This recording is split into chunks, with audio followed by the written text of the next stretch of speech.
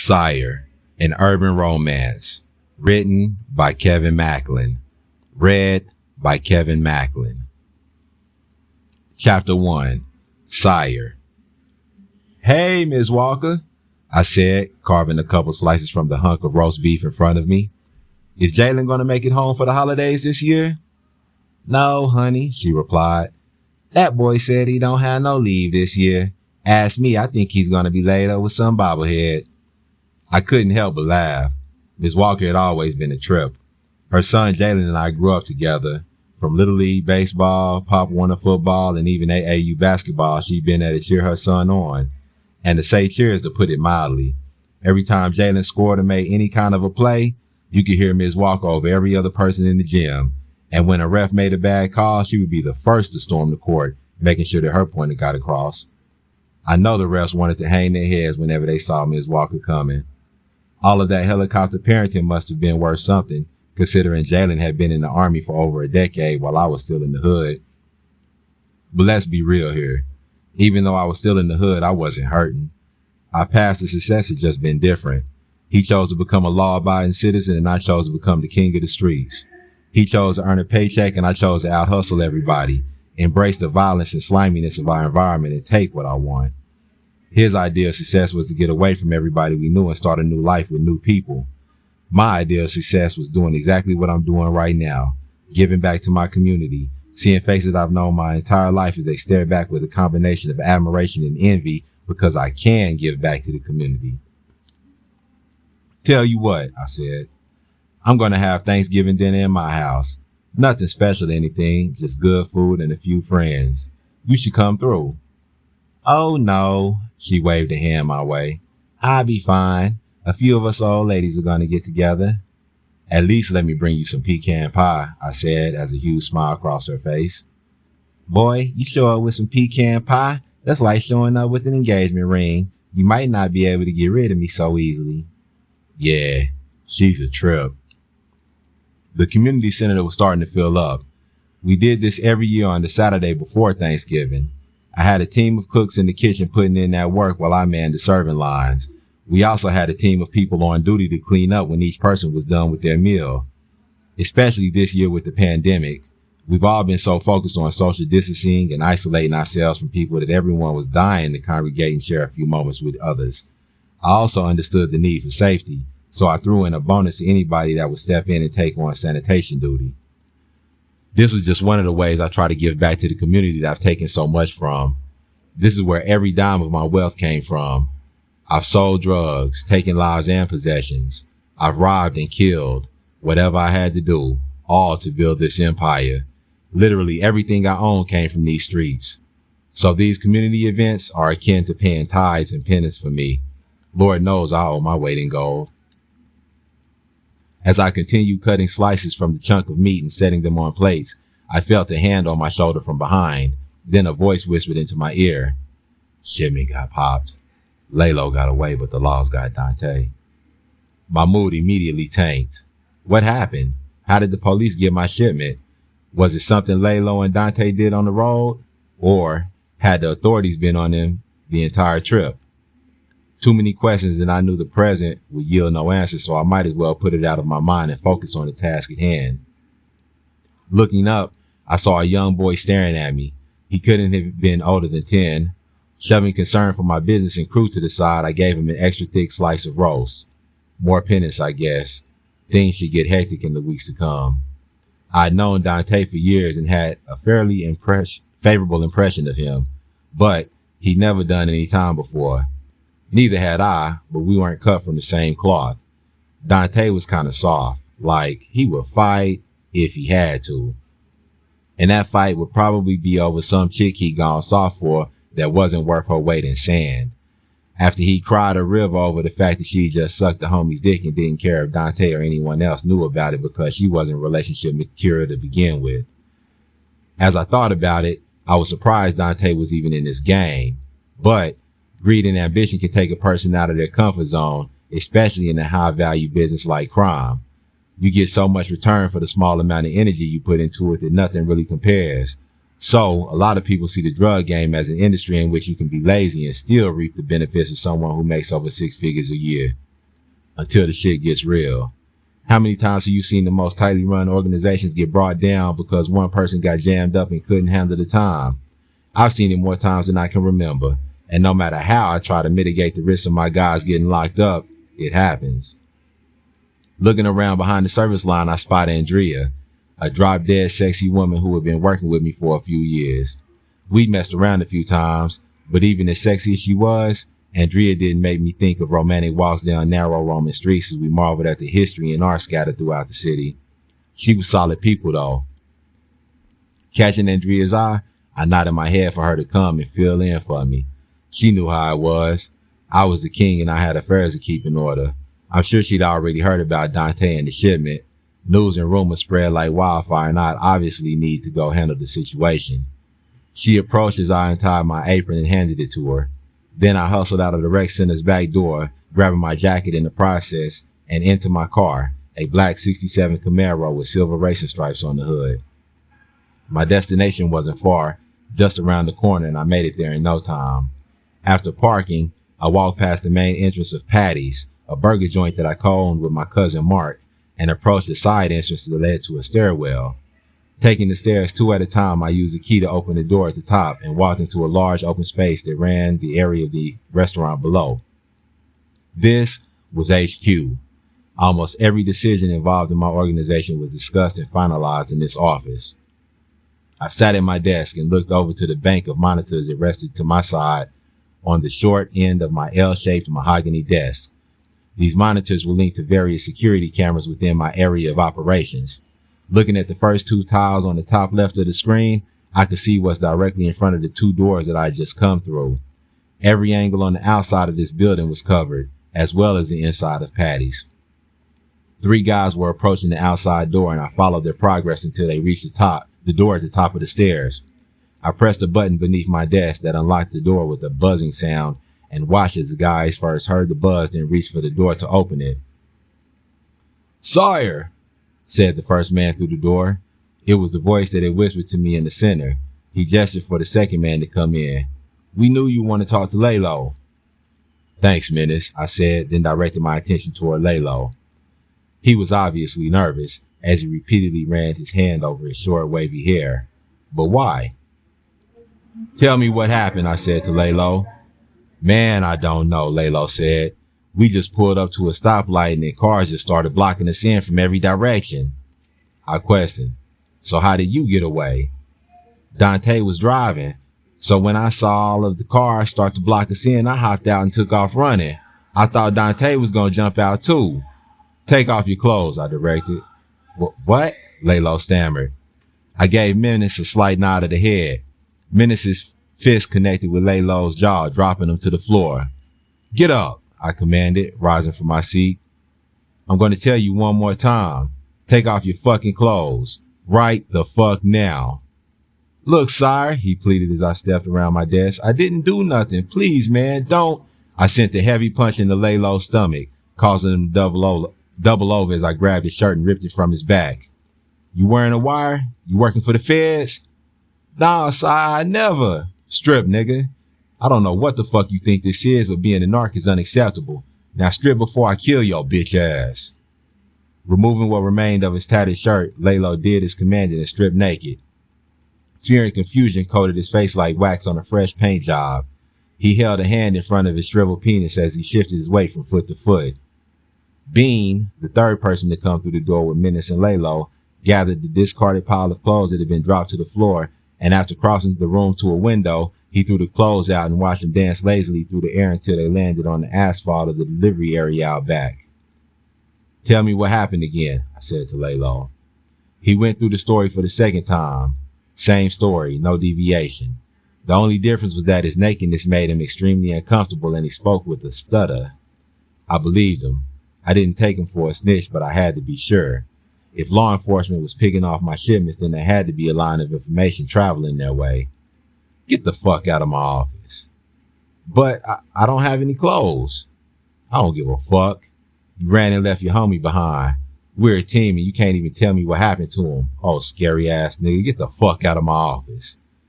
He looked unsure for a moment, taking half a step toward the door, then turning back like he had something else to say.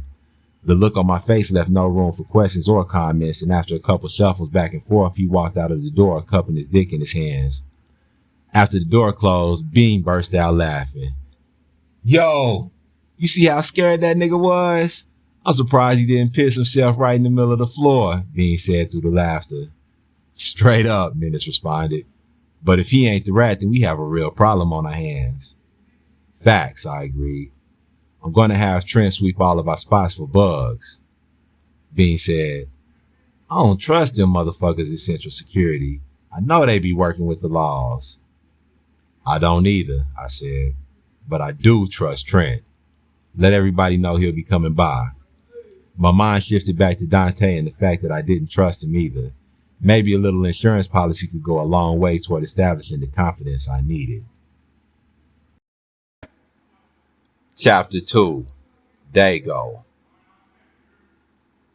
Grabbing a handful of her thick curly hair, I pushed her head down as hard as I could, forcing her to take as much of my dick as possible down her throat until she gagged and fought for air. That shit felt good as fuck, so I made her take it until she tapped out on my leg in an earnest attempt to breathe. Then I released her head, and she took a couple deep breaths. In, out, in, and out. She smiled. Taking the tip between her lips, she tried to drain me, but I wasn't ready to let her have my cum yet. The ringtone blared from my phone, momentarily distracting my mind from the tongue swirling around my dick. Glancing at the screen, I saw that it was a homie, Gotti. Whatever he had going on could wait, and I focused my attention back to this magic that this chick was working on my dick. Seriously, if there was a dick-sucking Olympics, she would be the gold medalist in marathon deep-throating.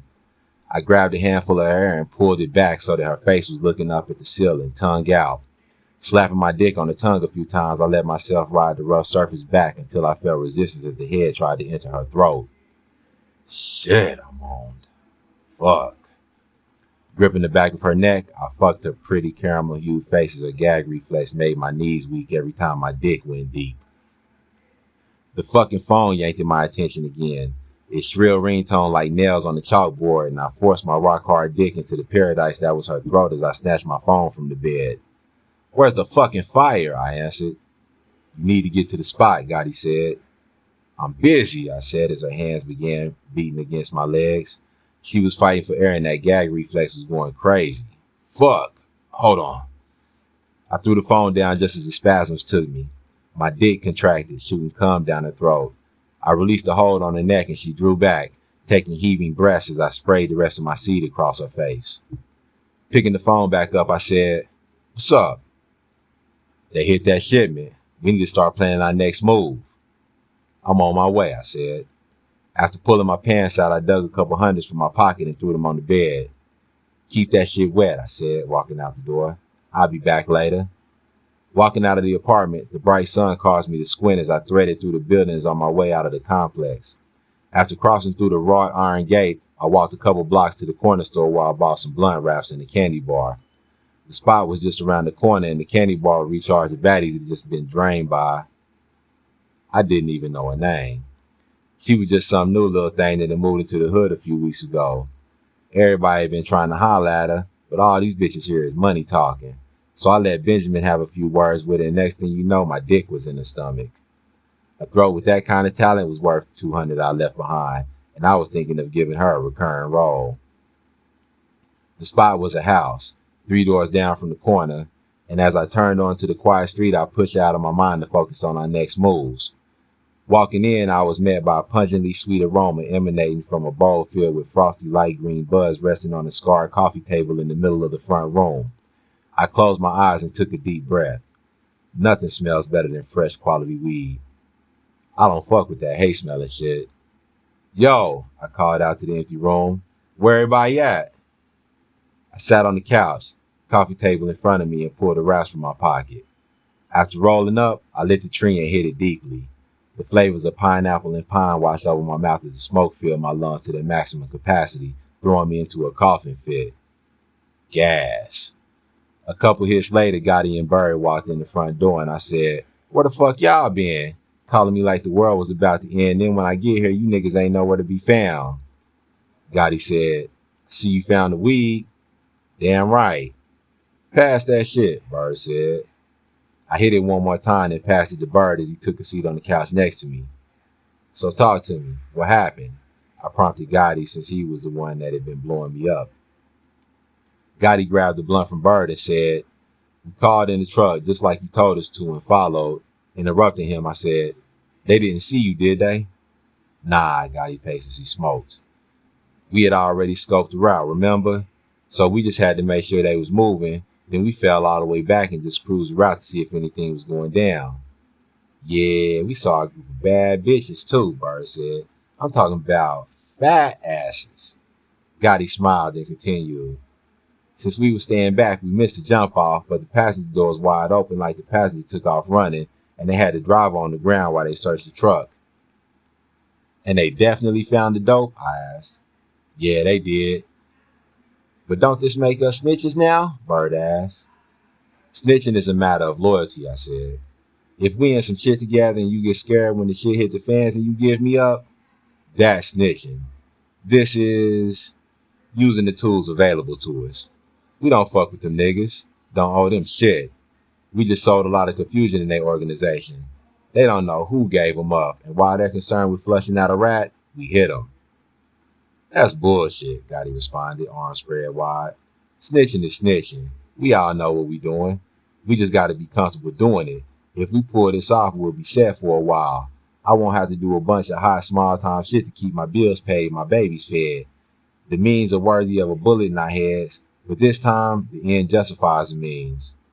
But we gotta be solid within this circle," I said. "If we doing this, we doing it. In for a penny, in for a pound. You can still back out right now if you're uncomfortable with what we're doing. After this conversation is over, I don't want to hear any more about it. You're either going to get this money with me or you're not." Gotti said, "I'm in. I know what the fuck is going on. Fuck them niggas. I got kids and I'm going to make sure they have everything they need no matter what I have to do. That nigga Sire and all them hit team niggas is sitting on a ton of dope and money. I'm coming for that shit." "Bird," I asked, "you in or out?" "I'm in. I need the money too." "That's what's up," I said. "So, this is what we're going to do. They're probably going to change up their shipping route, so we're going to have to follow them and get their new movements. They'll be looking for the police to be on their tail, so be careful." "Think they're going to switch up their schedule?" Bird asked. "I don't want to be sitting out there all day waiting on the shipping that ain't coming." Gotti looked at me and asked, "You still fucking with Esmeralda, right?" "Yeah," I responded. "I'm going to stay over at her apartment for the next couple of days so I can keep an eye on their stash house. I get all of their departure times and try to figure out if they're running any decoys and which vehicles they're using. I'll get pics too. Y'all be ready to go when I get the info. And use different smoker buckets this time. We don't want them seeing the same cars over and over." "I got you," Gotti said. "We're not going to fuck this up. This is the biggest lick we've pulled, and I'm counting on it going as smooth as silk." To Bird, I said, "Give me a baggie. I'm taking some of this tree with me. This shit is some heat." "Ain't it?" Bird said, walking to the kitchen. "I met this chick and her brother grows for the dispensaries. She fucked around and took me by his house the other day, and I slid back through that night and got his ass for a couple pounds of this shit." After Bird gave the baggie to me, I scooped up a handful of buds and dropped them inside. After pocketing the baggie, I stood and started for the door. "I'm headed to Esmeralda's. I'll get with y'all when I have what we need." Headed out on foot, I turned in the direction of my mom's house where I keep my car parked. As long as I'm in the hood, I prefer to travel by foot. Don't have to worry about getting pulled over for a broken tail light or a forgotten turn signal. If someone starts shooting, I won't be trapped like a crab in a steel and fiberglass barrel, and I can run in any direction if need be. Never know. Police could pull up at any moment, and the freedom to run could be a lifesaver. The route to my mom's house took me past the corner store, where a group of guys stood off to the side of the building. "Dago," one of the guys yelled as I walked past. "Where your freaky ass mama at?" Another guy chimed in. "Yo, we had her at the trap the other night stripping. Bitch got so drunk she was dancing on the coffee table and pissed all over, but folks slipping in her own piss and falling off the table. Shit was hilarious. Lil Dre about shot her ass for that shit though." A round of laughter cried through the group as the fire burning in my gut spread throughout my body. "Fuck you," I mumbled. "What you say, little nigga?" called the guy who had first said something to me as his homeboy stood tall around him. See, that's why I be robbing these niggas. I never had a choice when it came to whom I was born. It wasn't my fault that my mom was familiar with a lot of guys around the hood, but nobody would let me ignore or forget it. Shit was funny to them, some kind of fucking joke. One time I'd even tried talking to my mom about her reputation around the hood and the way everybody would throw it up in my face. Her response was to stay out of her business and that she was a grown-ass woman and could do what she wanted. I was alone, and he had his guys with him, so this wasn't the time for confrontation. Nothing, I said, the whole time thinking about how I was going to creep by his house tonight. The door to the store opened and my mood immediately brightened. 3 chicks had walked out and my attention was immediately drawn to Maya, this fine-ass honey-hued piece that I had a thing for since middle school, even though she was a couple grades ahead of me. She still saw me as that little kid, so every time I tried to talk to her, she shot me down. That was okay, though. She'd come around once I got my money up and she could finally see that I was now a man. Until then, the sight of a fine ass would have to do. Chapter 3. Maya.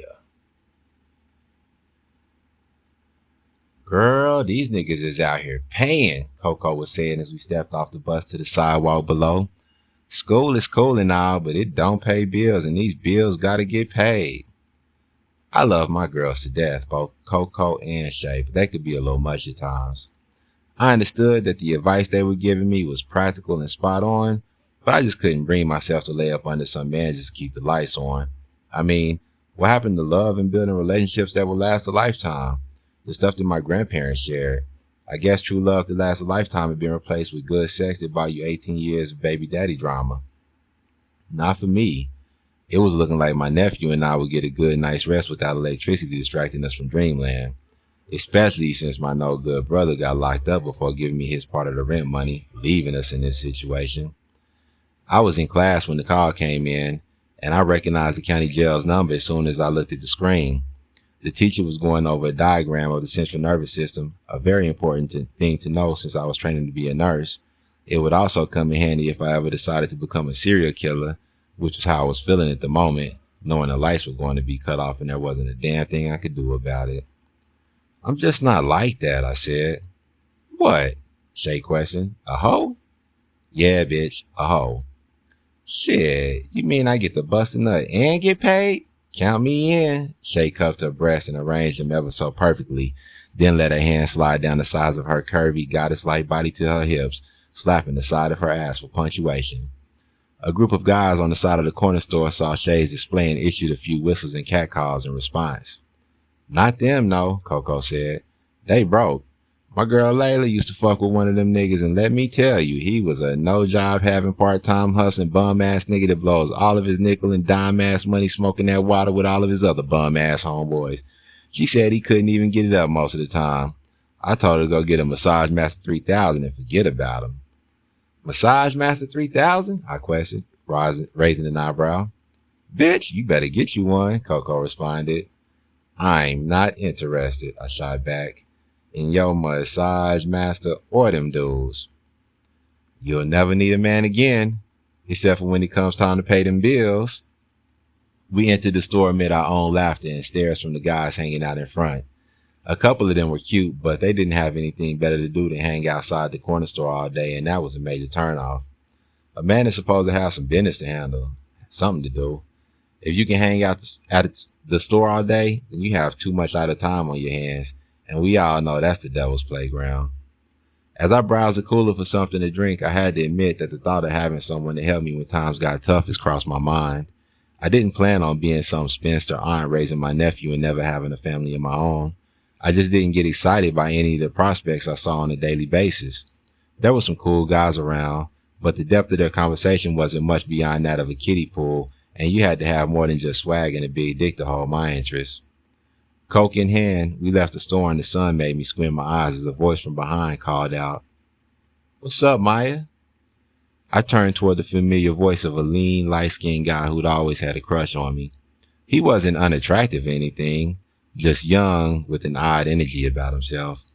He'd always been polite and pleasant when it came to me, but still, you know how you just get a certain feeling about some people? I wasn't interested, but I didn't want to hurt his feelings either, just something in my gut. The smile I offered was one a big sister would give a little brother as I said, "Oh, hi. Why you not in school?" A look crossed his face that was part confusion, part disappointment. "School?" he responded. voice raised an octave higher than normal. I ain't been in school in a couple years. Oh, was all I could say, as an awkward silence settled over us, until Coco's voice cut through the quiet as she said, "You kinda cute. What's your name?" His attention turned to Coco as his gaze swept from her black open-toed boots up her red leggings and black form-fitting sweater to the smooth, earthy brown skin of her face, finally meeting her eyes. "I'm Dago," he said in the confident tone that underlined the transformation that had occurred in the second it had taken him to turn from me to Coco. Every time he'd ever talked to me, it was with a slight quaver in his voice, as if he were slightly nervous. "I know who you are. Coco, right? You used to dance up at the red light district." Coco asked, "You've been there before?" "Yeah, but it's been a few months. Been kinda busy lately." Holding her hand out, Coco said, "Let me see your phone." After digging in his pocket, Dago came out with a phone and unlocked the screen, giving it to her. After tapping on the screen for a moment, she gave the phone back and said, "Call me, and maybe we can set up a private show." Coco gave me a wink as she turned back around. We walked off, disappearing around the corner as Dago stood and watched us go. "You didn't have to give him your number. I had it," I said. "Please, I didn't give him my number. He's going to be in for a real surprise because the Coco on the other end of that line can't quite figure out if she's a man or a woman." Covering my mouth, I said, "No, you didn't." "Mm-hmm. Don't be surprised if his voice is a little higher next time you see him," she said as a mischievous smile tugged at her full lips. That girl was just too much at times. Our little trio stayed together for a couple more blocks before breaking off to go our separate ways. Really, it was me who had to go the separate ways since Coco and Shay stayed a few doors down from each other. My place was a walk-up apartment in a building with 6 such dwellings a few blocks in the opposite direction, all accessed through a single front door with a column of buzzers to the side for visitors. Overlooking the buzzers, I stuck my key into the lock and walked up 2 flights of stairs to my 3rd-floor abode. There were 2 apartments on each floor, and as I approached my door, I reveled in how quiet and peaceful this place was. Outside of my nephew, only one other family in the building had kids, but they were exceptionally well behaved and the other residents were middle-aged or over. When I had first applied for this apartment, the owner wasn't enthusiastic about renting to someone as young as I, but after a couple conversations, I was able to convince him that I wouldn't ruin the ambiance of the actual property itself, and he gave me the lease. As I slid the key into my apartment's lock, the door pushed open, already unlocked and ajar. My heart rate kicked up for a couple beats until I thought of my nephew. He was only 10 and on break from school for Thanksgiving. Must have opened the door for some odd reason and forgot to secure it. He was young and the responsibility gene probably hadn't activated yet. I would talk to him and explain the importance of security. I worked too hard to acquire the few things that I owned and was in no rush to invite someone in to steal my stuff. The short hallway just inside the door offered a brief hint of an unfamiliar scent, but I didn't give it much thought as I dropped my keys into a bowl on top of the small hallway table. Not wanting to call out to my nephew's name in case he was sleeping, I first looked in the living room, then moved on to the hall leading to the apartment's 2 bedrooms, the hardwood floor giving a small squeal of protest as I marched toward his bedroom. I could see that the door was open, but my angle prevented me from getting a look inside. Once the interior of the room came into view, I saw my nephew sitting on his bed with a suitcase next to him. A pile of clothes and toys were nearby, awaiting their turn to be thrown into the luggage. He looked like he was preparing for a vacation. "Chris," I said in a soft voice as I crossed into the room. "Chris, honey, what are you doing?" "He told me to pack my stuff," Chris replied. I was thinking that Chris was talking about an imaginary friend. Had to be. But I asked, "Who?" Not saying anything, Chris extended a finger toward the closet. Turning my head in the direction he was pointing, I released a brief scream. Brief only because the man standing in front of Chris's closet took 2 long strides and clamped a hand over my mouth as soon as the scream escaped my lips. "I'm not going to hurt you or the boy," he said as I stared up into his determined brown eyes. "You have my word. Now, I need you to give me your word that if I take my hand from your mouth, you won't scream again. Do I have your word?" I tried to say yes, but the words came out as a muffled mess. "Just nod your head." His voice was calm and deep, measured but edgy. I nodded, and when he removed his hand, I could still feel the strength of his touch on my lips as I started to ask a question, but had to clear my throat in order to get it out. My heart rate was going crazy and my stomach was in knots. Who are you? Why are you here?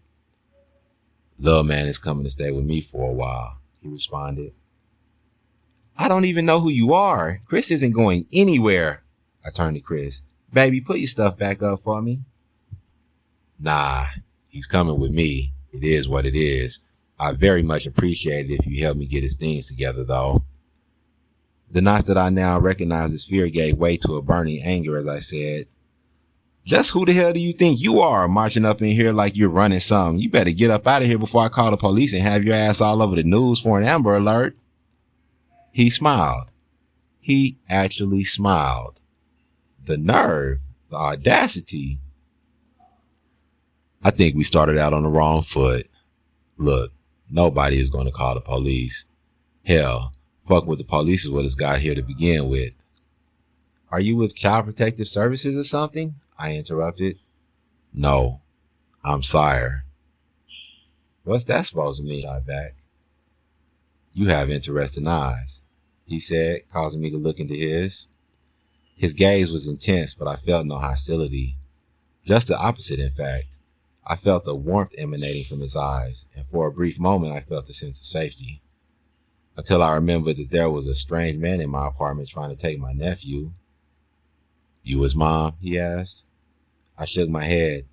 He's my nephew. Never in a million years would I have paid you for Dante's sister. His eyes traveled the length of my body. Y'all don't look anything alike. So, this has something to do with my brother? I stated, trying to figure out what was going on. He stared at the ceiling as if considering something. Then, decision made, looked directly at me, into me, through me. His gaze was penetrating and I suddenly felt exposed, undressed. I began fidgeting beneath his scrutiny, shuffling my weight from foot to foot. Dante's in jail, and little man is going to come stay with me until he gets out. He's going to be well taken care of. He'll have the best of everything.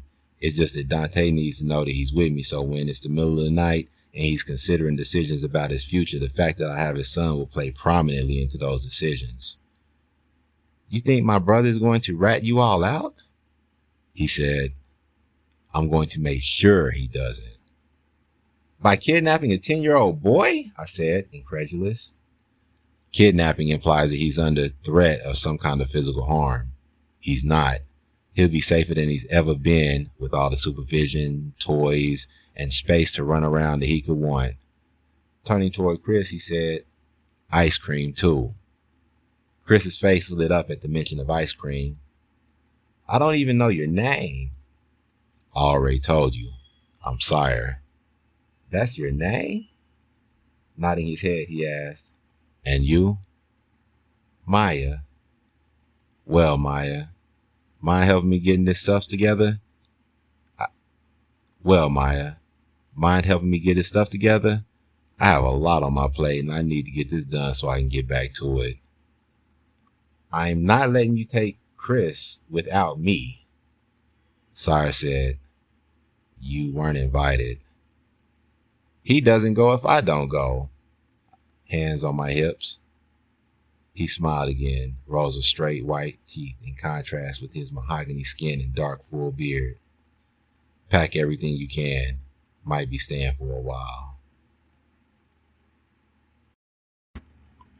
Chapter 4. Sire.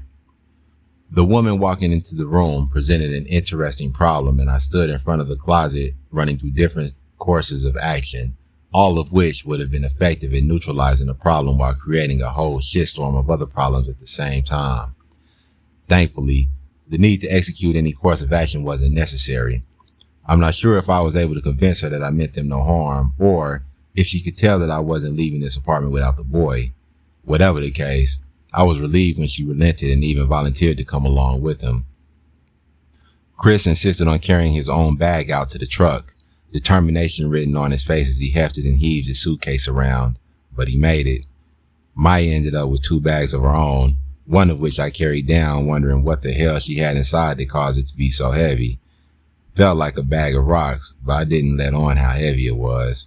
I just carried the lead-filled, or so I suspected, bag and lifted it into the back of the truck, hoping that my back didn't go out.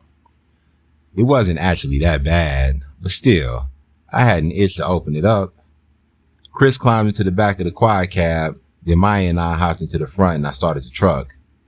Once I was driving, Maya asked, "This electric?" Pulled the engine and did the conversion myself. "You did it?" she asked with more than a hint of skepticism in her voice. "What? Gangsters can't be smart too?" "I didn't say that." Maya shook her head. "So, what was my brother into?" I responded, "He worked for me." "Okay, so what are you into?" "Profit. Coke and ice mostly. That's where your brother worked with me. I have a few legal business ventures too, though." "So how did he get locked up?" she asked, looking out of the window. "I'm not really sure. We're looking into it now.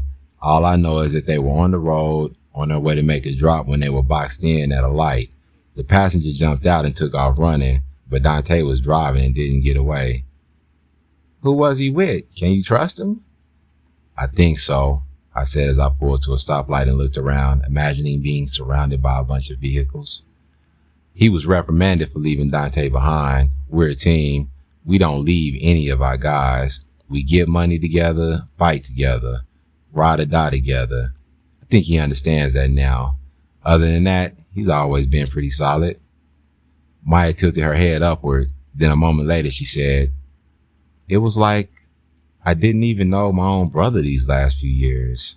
So many secrets. When we were kids, we were close and told each other everything. It was just me and him most of the time. Then, I don't know. He got caught up in the streets and he changed, stopped talking to me." Not knowing how to respond to that, I said nothing. Sometimes people don't need a response or an answer. Her tone suggested that she was thinking out loud more than anything else. She didn't strike me as being afraid to ask questions or say what's on her mind, so I just let it ride, giving my own thoughts space to organize themselves. The question that kept tugging at me was how the authorities knew about my delivery. Everybody knew their routes and schedules, so there wasn't a need to talk about it.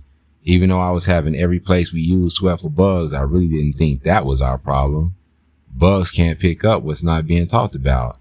For them to be boxed in like that at a stoplight was evidence that it wasn't something they did on the road. How would law enforcement be able to set up that type of response without my guys ever being aware of it if this was all over some traffic violation? The police would have hit the lights off top. There was a piece to the puzzle missing, and I wouldn't find the answers I was looking for until I figured out what that piece was. Right now, I needed to reroute all of my transports. Might as well compartmentalize things as well. The only people who needed to know the routes were the people driving it. The other teams didn't need to know any other team's business, keeping them from giving up the goods on anyone but their own damn self. From my experience, people weren't enthusiastic about telling on themselves. After waiting for the gate to open and turning into my driveway, the truck climbed the steep rise until it leveled off and drove past my house, pulling into the detached 3-car garage and back.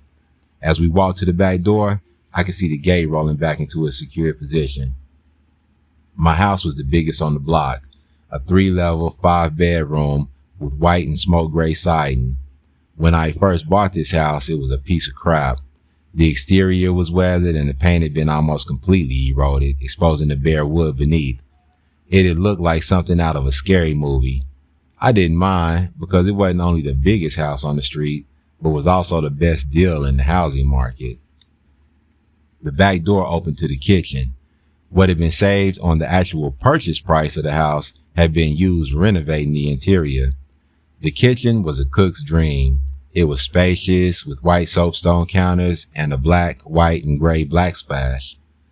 Sitting Maya's suitcase on the tile kitchen floor, I said, "Leave your bags here and go upstairs and pick out your rooms. All the rooms on the second floor are empty, so you can use any one you like."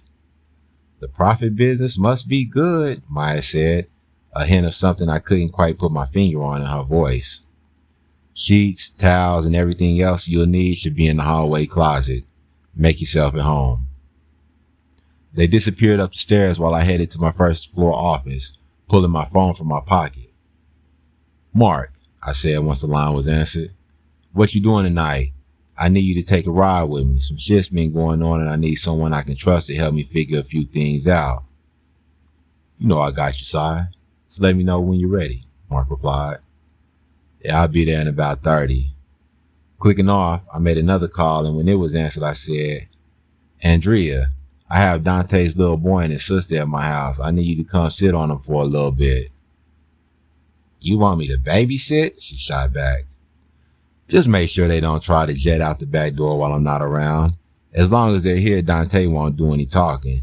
If you gotta babysit to keep the team safe, then that's what you'll do. I gotta go and map out new transportation routes. You think I want to be doing this shit?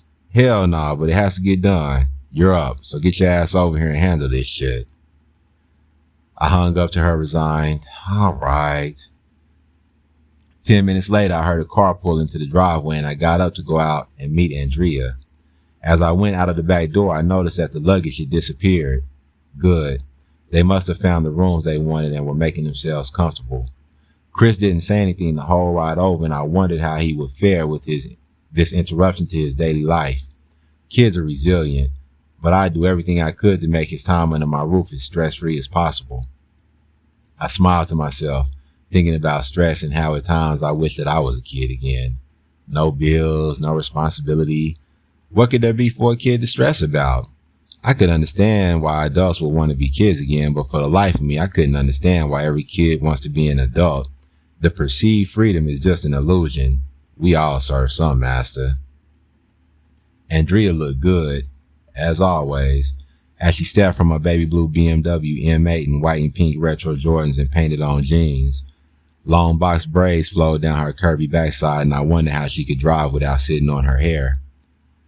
You know I don't do kids, Sire. You owe me for this one, I responded. I know you were born without the mother gene. That's why Dante's sister is here. She'll watch the kid. You watch her.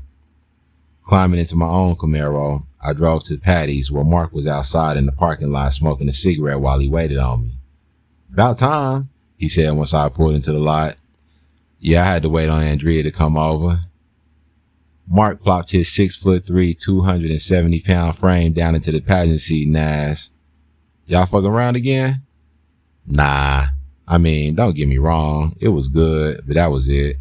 I need something deeper. Millions of women are fine with some good pussy, but experiencing those deep emotions, you know what I'm talking about, like what you and Sire had, that shit is rare. Mark raised his eyes to the sky, holding the gold cross that hung around his neck between thumb and forefinger. Yeah, it is. And that damn cancer took it from me far too soon. What's up, how you been dating? I asked as I pulled out of Patty's parking lot into traffic. Here and there, nothing special though. The crazy thing is that I keep comparing every woman I meet to Sire. It's not fair to the women, but I can't help it. It's only been 2 years, I said. I still compare women to girls I had crushes on back in middle school. Like Tasha, Mark said with a chuckle. Boy, you had it bad for her. I remember you used to carry around that picture you drew of her in your backpack all day. And she would never even look my way, I smiled to myself. A couple years ago, she tried to throw it at me. Didn't even remember who I was. All she knew was that Sire was ringing bells in the streets. You smashed? Hell yeah. You think I wasn't? I've been dreaming of this girl since I was 11. What? I never knew that. It was nothing. By then, I could see her for who she really was. Everybody with a name was fucking her. Mark said, she was looking for a come-up. I confirmed. A true bag chaser. We rode in silence for a couple minutes, both of us traveling back in time on the wings of memories. The crushes of my youth had all turned out to be underwhelming in adulthood. I had to learn that youth, along with all of the hormones raging throughout a teenager's body, causes us to see things through a rose-colored lens as we deal with the opposite sex. There were a few girls that I had put on a pedestal back in the day, not really knowing them. Growing up, it peeled off the shiny exterior, revealing the bullshit beneath. Or, at least, they just weren't for me. Mark's gruff voice brought me back to the present. I know you didn't call me for help with your love life, and I know for damn sure I don't want your help with mine, so what's up? Why are we out cruising around lovely Duncanville tonight? Alright, the police took down one of my transports. They had to know about it ahead of time, the route and everything. They were already set up, waiting on my guys. So now I don't know if someone is talking inside my organization or what. You are the one person I know I can trust with absolute certainty. I have 5 distribution routes I need to rework, and you're going to help me. Chapter 5. Dago. I stood in the window of Esmeralda's apartment, waiting for movement out of the hit team's stash house. Alternating between sitting in an uncomfortable wooden chair and standing, I had passed the night staring at nothing. Nothing. Not even a mouse could be seen moving around their stash house. What the fuck was going on? Did they switch up locations? Couldn't have. That would be a massive undertaking. They'd have to move all of the equipment necessary to run a large-scale drug business. 2 ways they could go about it. Move everything in one big-ass truck that was obvious as fuck but would only take 1 trip, or use cars and either make a lot of trips back and forth or use a lot of cars at once. I saw neither of those things happening. Looked like the place had been abandoned for the past few years. So, they had deserted the stash house. I wondered if someone was nearby with an eye on the place to see who might come by. They wouldn't know who to trust right now, and that could be one way to catch a dumbass traitor. I knew it would be a waste of their time, but still. Reaching for the ashtray, I plucked out the remnants of a blunt that I had been smoking throughout the night. It had been put out a few times since it was that good tree that I had taken from the spot, and just a few hits were enough to have me lit. I wondered, again, if we could just hit the stash house. My previous observations led me to believe that it would be impossible short of a suicide mission, and I wasn't with the kamikaze shit. But looking at the place right now, all I could think about was how all of that money and dope was just sitting there, unsupervised. Unless this was a ploy to draw out the rat. Play dead and let the vermin come out and fall right into the trap. There was just too big of a morsel sitting out there waiting on somebody to try and snatch it. Which was exactly why I was still watching. I wasn't going to fall for the banana in the tailpipe and go out like Boo Boo the Fool. My plan was to hit them while they're in motion at their most vulnerable. Not in the stash house where they could compile their forces into one army. Nah, I had to divide and conquer. I didn't need the entire stash house anyway. One of their shipments would do me well and put me a couple $100,000 in my pocket. Come to bed, Poppy. You've been up all night sitting at this window like some star-crossed lover waiting on your girl to come walking down the street, Esmeralda said from behind me. Turning to face her, I wrapped one arm around her waist and pulled her into my body. You're my girl, I said, planting kisses on her lips between words. And my lover, kiss. And if I'm star-crossed, kiss. It's because you sucked the soul out of me, kiss. Before I put your ass to sleep earlier. She smiled seductively and said, was that before or after I glazed your beard like a Krispy Kreme donut? I smiled. It was right before you came like 7 times. Oh my God, I couldn't stop coming. I think the bed is still wet. And I think I want you to come again, I said as I took a knee and ran my hands along Esmeralda's thighs beneath the hem of her t-shirt she slept in. Her skin was bare underneath. No panties, no bra. Her pussy was shaved smooth, and a hint of something wet and sticky coated my fingers as I slid them between her folds. With her back against the window, I threw one of her legs over my shoulder and let my tongue trace her pussy lips. Her pussy was so fat I could grip her lips between my lips, and that shit was so fucking sexy. Spreading her with my hand, I let my tongue taste every centimeter of her pussy, looking for that magic spot that would send her over the edge. She was dripping wet, and I shoved my tongue as deep as I possibly could inside her walls. A moan escaped her lips, and as her head rolled back and her hands gripped my head, the waterworks began to flow, and she dripped, dripped, dripped down my chin. She was sweet with a hint of salty, and I drank her flavor like I was a desert wanderer who had finally found his oasis. Her breaths came more rapidly as the volume of her moans increased. Her pussy grinded against my face, and I could feel her getting closer to a flash flood level event, so I locked my arm around the leg draped over my shoulder and waited for the rapids. The orgasm took her like an earthquake, and the dam broke, freeing the waters that had been held back. Her nectar sprayed my face, coating me from crown to chin. I raised her shirt as I stood and let it fall to the floor. Then I turned Esmeralda around, pressing her bare breast against the window, and took her from behind. She was so wet that I slipped inside her almost accidentally with barely a hint of resistance, and my throbbing dick entered her drenched vagina until I tapped that back wall and could proceed no further. Arching her back, she moved against me, her already heavy breathing coming now in ragged gasps. I took a handful of her hair and pulled, making Esmeralda arch her back even further as I took my other hand and wrapped it around her throat. Yes, just like that. Cutting her off mid-word, the moan that escaped her lips came from the depths of her being, and she immediately shook and contracted, pushing me out of her juice box with a spray of ejaculate. I tapped the head of my dick against her clit until her orgasm passed, and the torrential downpour stopped. Then I entered her again as a trail of vaginal secretion meandered down my legs. Looking down at her body, I admired the curve of Esmeralda's hips and ass, her golden, sun-kissed skin.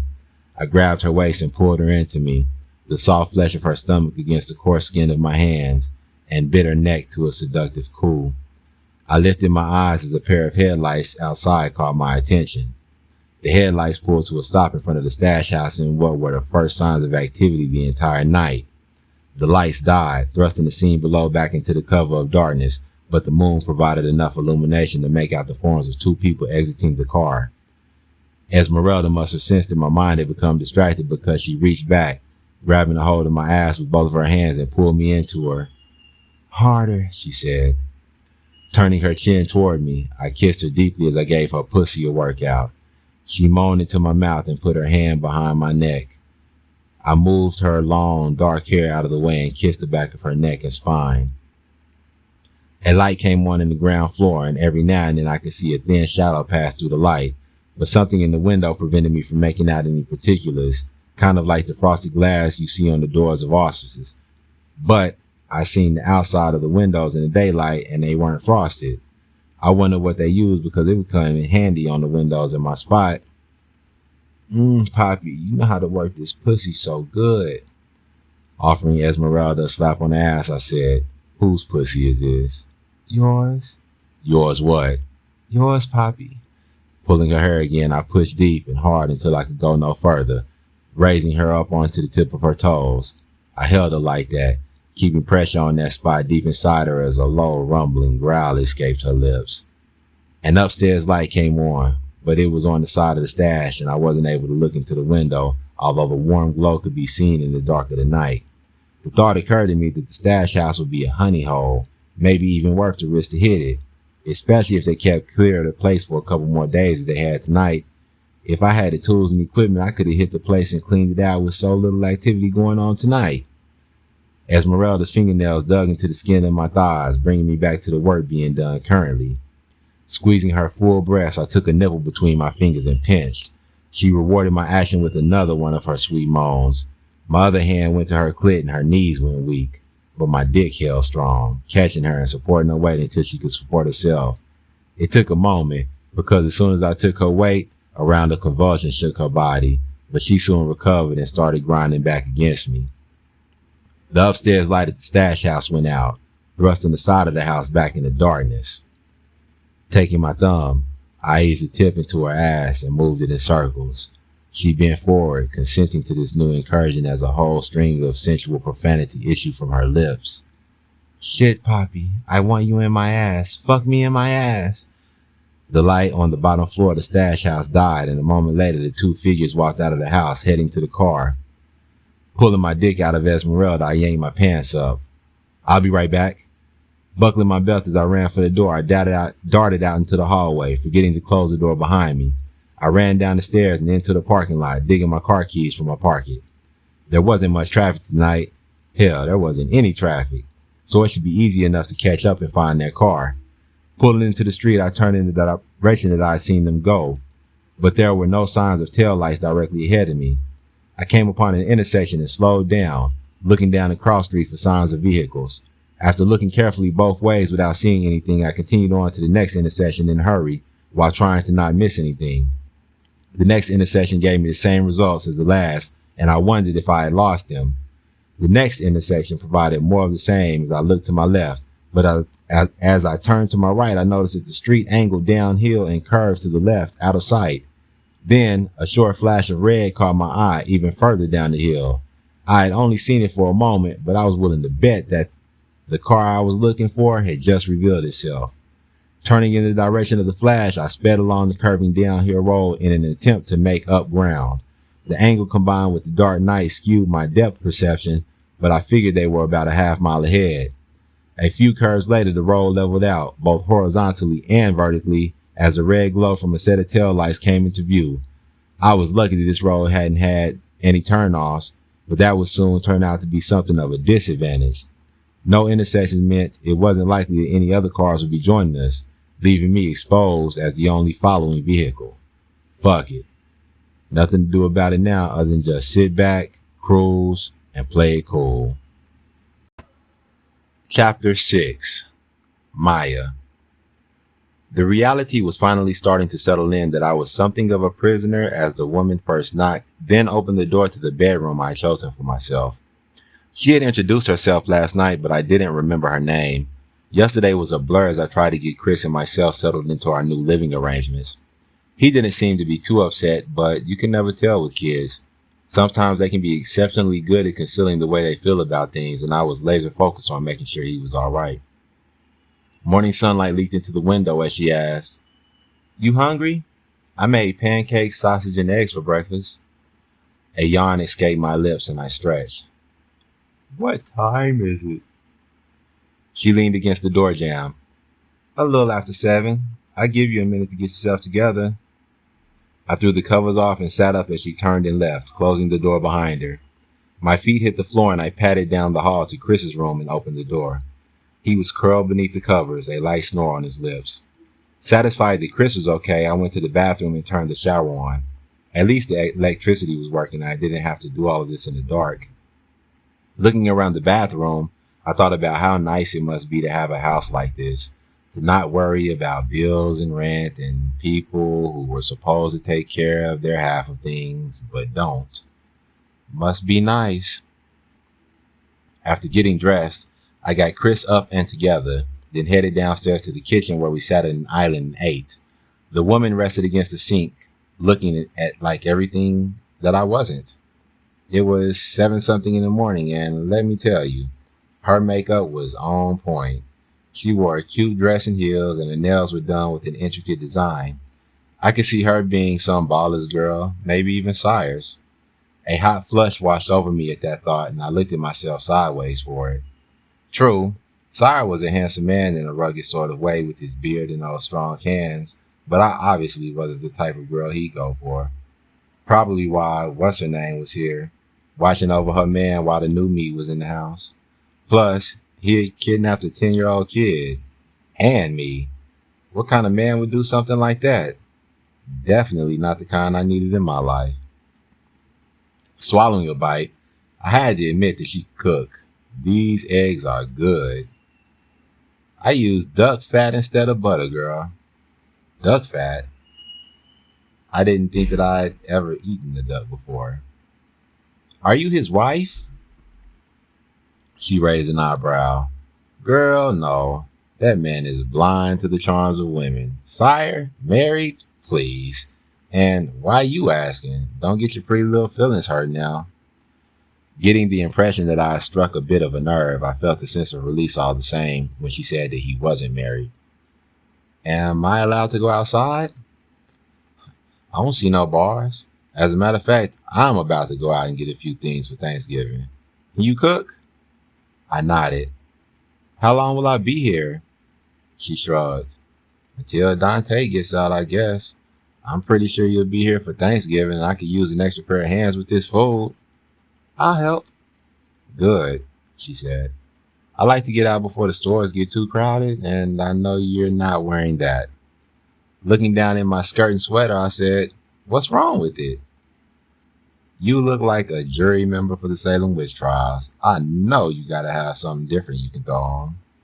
This is how I dress, I said, maybe a little too defensively. Okay, okay. At least let's give you something for Thanksgiving dinner. Everybody gonna be on that shit that day. I relented. All right. When in Rome, right? The grocery store was crowded, even though we tried to beat the traffic, but it was 2 days before Thanksgiving and it seemed like everyone had waited until the last minute to get their menu together, driving some people mad. 2 women were even fighting over the last can of jelly cranberry sauce. Bitch, I was here first, one of the women screamed. Nuh-uh, we got here at the same time, now let it go, the other argued. They wrestled over the can, crashing into shelves and knocking items all over the floor as everyone around them pulled out their phones to live stream the chaos. One of the women tripped over her flip-flop and crashed to the floor amongst all of the detritus scattered about, to the jeers of the onlookers. The lady left standing offered one final kick to her downed opponent and raised the can in victory. The crowd quickly lost interest and dispersed. She shook her head. People done lost their damn minds. We meandered through the store until finding the seafood department, where she ordered a small mountain of jumbo shrimp and crab. A confused look crossed my face. Seafood for Thanksgiving? We ain't no pilgrims. White folks can have their turkey and stuffing. We made our own tradition, and we also trying to mix in something new into the dinner each year. She pointed to the shellfish. See, that's for the gumbo I'm making. The store offered a few more items of interest before we made our way to check out. She bought Chris a candy bar at the register, then we carried our bags to the car. Next, we stopped at a burger joint. She let Chris order whatever he wanted, and we all sat at a booth close to the register as the food was prepared. Once it had been delivered and Chris was lost in his bacon cheeseburger, she led me out the front door with a nod to the man at the till. Walking around the side of the building, we entered another door and climbed a set of stairs that led to another door that buzzed loudly as we approached. There were about 10 people in the room, Sire sitting behind a large desk with his feet kicked up, and the rest randomly scattered around. The room was silent, and heads turned our way as we walked in. The fuck y'all looking at?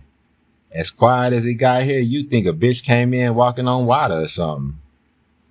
Andrea always talking shit, said a voice from the pack. A light went off when the guy said her name.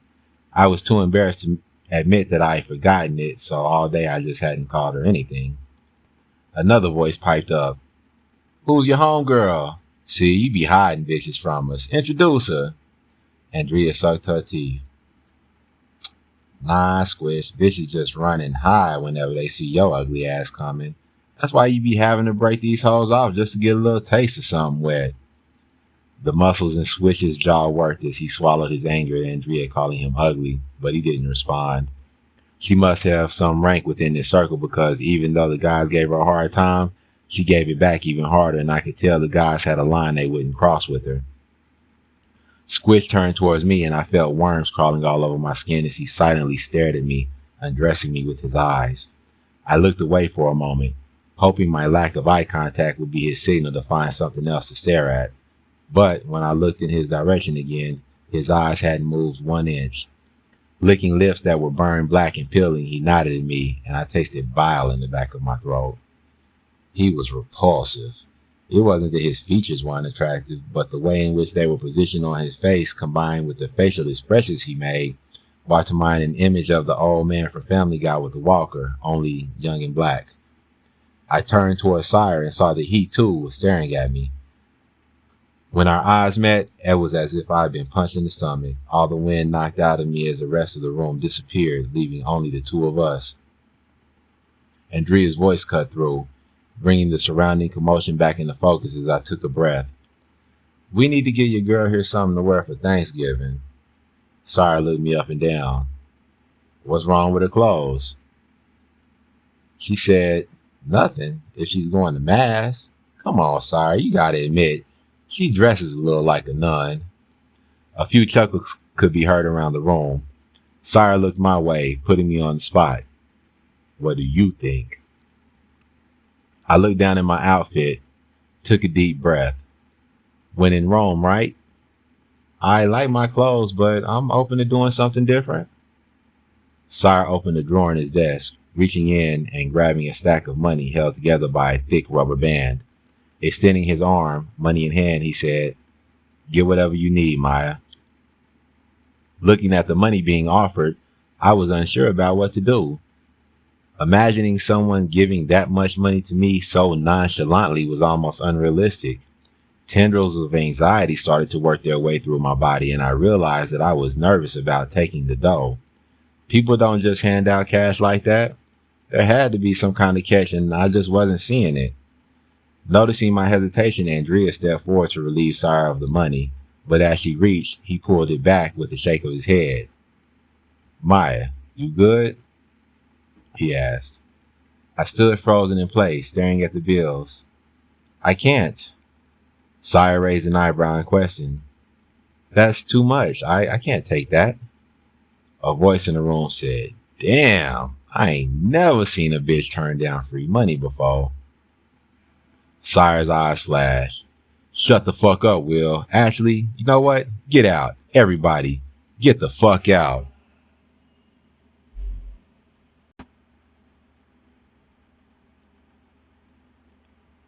I turned to leave as everyone else stood and made their way to the door. "Not you, Maya. Stay." Once everyone departed, leaving Sire and me alone, I suddenly felt like a shy schoolgirl, fidgeting like I was waiting to see the principal. Sire asked, "My money not good enough for you or something?" "It's not that," I said, looking down at my feet. "It's just so much money. I couldn't possibly take it."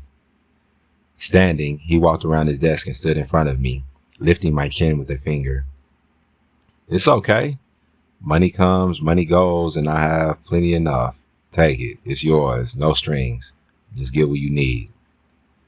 I could feel an energy emanating from him, a current charging the air between us. And again, as he stared at me, I felt exposed. Not like he was undressing me with his eyes, but as if he were peering straight into my soul with a magnifying glass, searching for the real me, the me that was buried deep down in the honeycomb patchwork that contained the very essence of who I am. "I'll tell you what, you can work for it, just like everybody else. I'm a man short with Dante locked up right now, and I could really use an extra set of hands.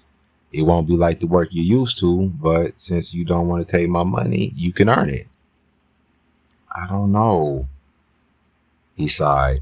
"Look, not to be an ass or anything, but you invited yourself. I came for the boy, and as you can see, he would have been well taken care of. But no, you insisted on coming with him only to refuse my hospitality.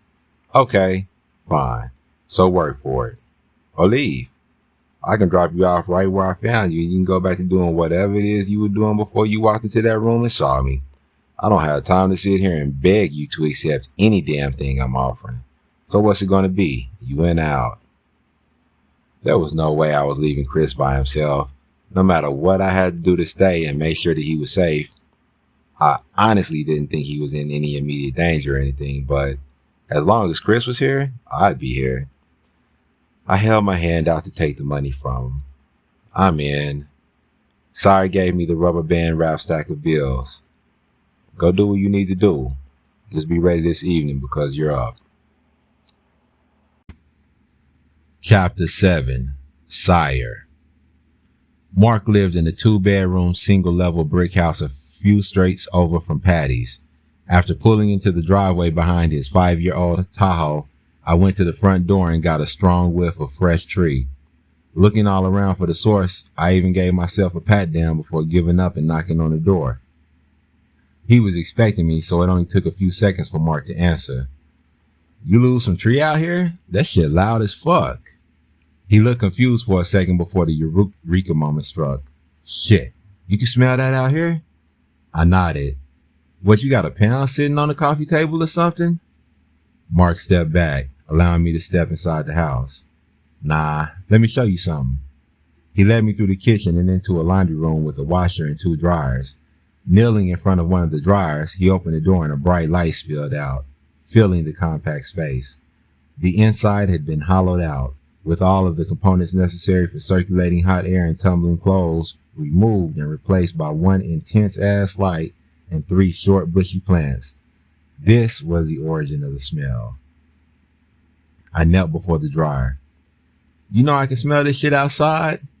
You don't have any ventilation or auto control.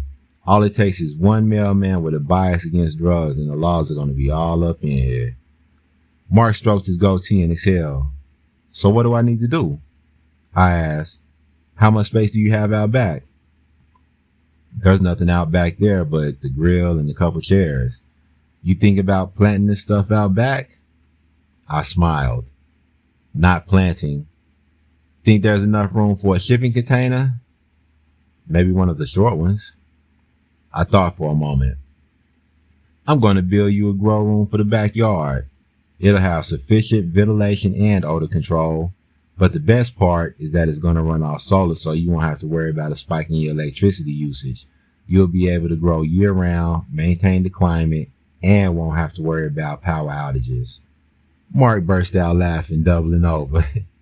I forget your ass went to school for engineering, sounding like a clean energy commercial. Fucking nerd. Well, this nerd is going to require half of all future harvests if you keep talking shit. Now there's a shark I know and love. I said, keep talking. The grow room is going to come with a specially delivered ass whooping. You ready to go? Mark drove his Tahoe, since he was the one doing the shopping, and I sat in the passenger seat listening to music. The traffic was light, and I guess that's to be expected on the day before Thanksgiving. I turned the music down. You coming to dinner tomorrow? Ain't no way I'm missing Andrea's gumbo. That's who you need to be invest in. That girl can cook. Shaking my head, I said, she just ain't cut out for that shit. Mark chuckled. People will surprise you. If she was with it, I'd back her, but I'd be afraid for the first person on the staff who pissed off within arm's reach of a butcher knife. The light traffic was slowly getting heavier, and soon we saw protesters in the streets. He hit the brakes, slowing down as we came to a standstill, surrounded by protesters. I asked, you know what this is all about? Mark sighed. There was another police shooting. Damn, I said, shaking my head. This bullshit gotta stop. They killing us, fam. News said he had a gun. Well, you shoot somebody and say he had a gun.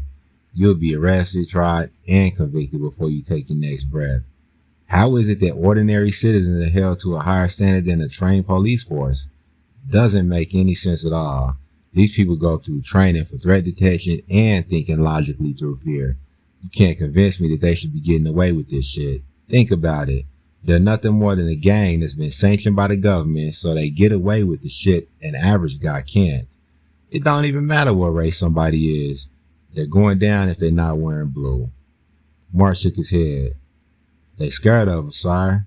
Don't act like you don't know. You was one of the main ones bathing the city in blood back in the day. The police wouldn't even come into the hood without backup. And it wasn't just you. The whole set was piling up bodies. Of course they gonna be on edge when they come through the hood. The taxes that they're using today were put in place to deal with y'all badasses. I didn't have an argument for that, so I looked around at the faces of protesters and realized just how many people out here bringing attention to the Black Life Lost weren't black. There were just as many other races as there were black faces. The diversity lightened my heart because despite our differences, we're more alike than unalike, and change would only come with a greater understanding of that fact. Mark's voice broke into my thoughts. I never understood it. You were always too smart for the streets. You could have done anything you wanted. Why do this? When I was away at school, I was something of a spectacle.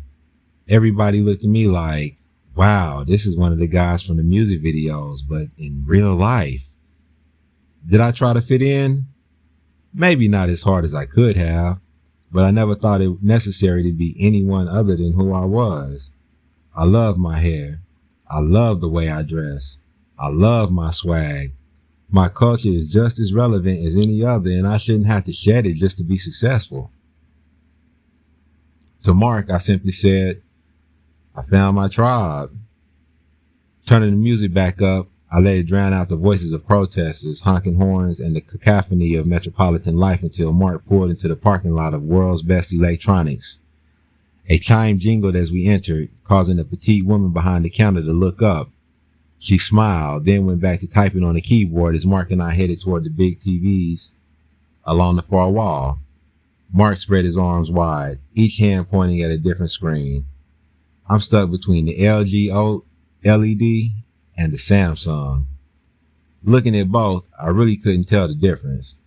They both were crystal clear, as if looking through a freshly washed window. I don't know, they both look good to me. The woman from behind the counter approached, brushing a strand of long black hair behind an ear.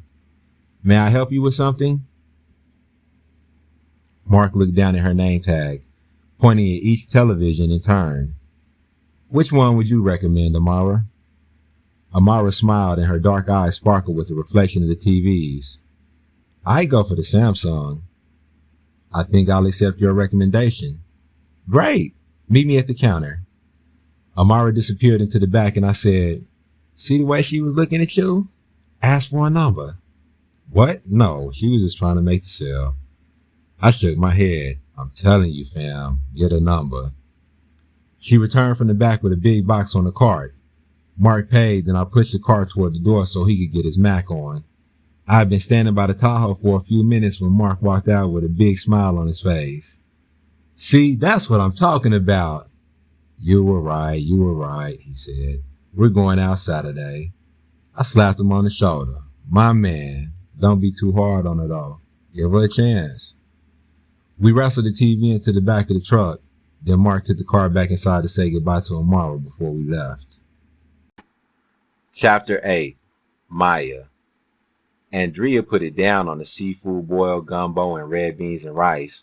Sire put a brisket on the smoker early in the morning, and I put together my famous 4-cheese macaroni, collard greens, and sweet potatoes. Dessert came from a French bakery that Sire seemed to be very fond of. Voices filtered in from the front room as Sire played host.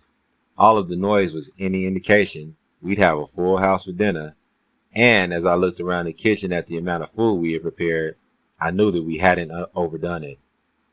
I'm going to get dressed, I said to Andrea, then went upstairs to my room. Andrea talked me into getting a sexy little gray and black Fendi turtleneck mini and thigh-high black boots. As I laid the outfit on the bed, I wasn't too sure about it.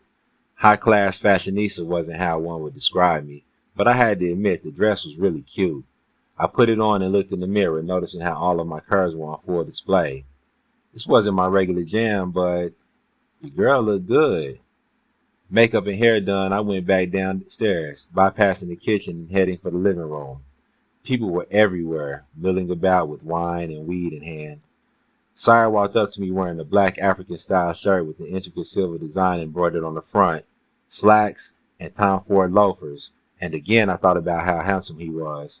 It reminded me of T'Challa from Black Panther. He looked downright regal, and I thought I understood where he got his name. He leaned forward, handing me a glass of wine, and his fresh scent commandeered my senses. Damn, Maya, you look amazing. Self-conscious, I issued a quiet, thank you, and took a sip of wine. Wow, this is good. Sire smiled. I'm not much of a drinker, so it all tastes bad to me. You smoke? I shook my head. I tried it once, but it didn't do anything. It's a lot like wine with the varieties of scent and flavor profiles, but it's not hard for everyone, I guess. Come on, let me introduce you to the gang. He put his hand in the small of my back and guided me around the room. I thought it was a little intimate, but as I looked up, he seemed not to notice. I recognized a few of the guys from his office. Even the creepy guy Squish was in attendance. The rest of the people were like a who's who when it came to ballers. The men's suits were tailored and expensive, and the women were slaying. The diamonds on full display like actresses at the Met Gala. Suddenly, I felt overwhelmingly underdressed.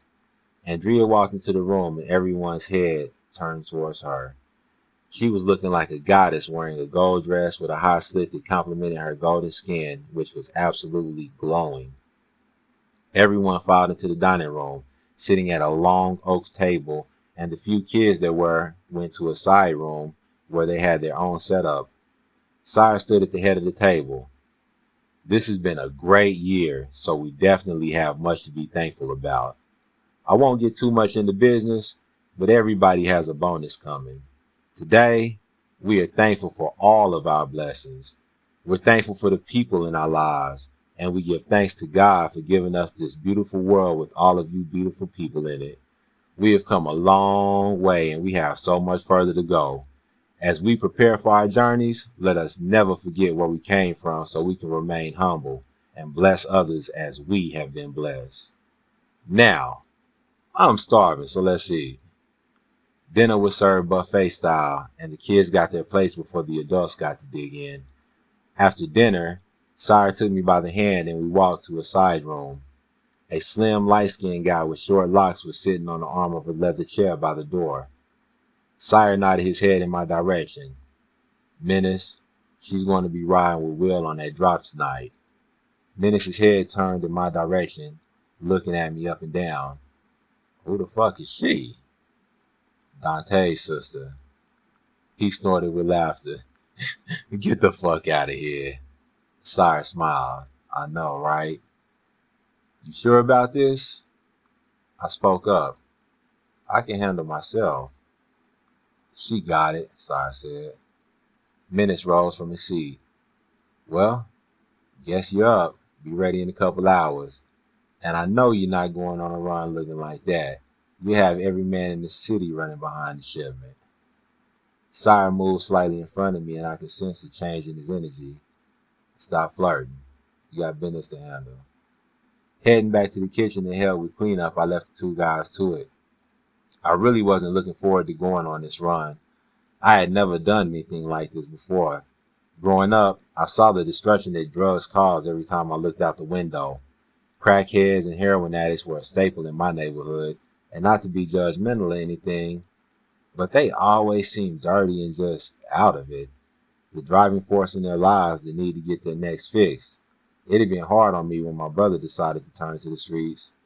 I was always afraid that he would end up a zombie, just like all the other addicts.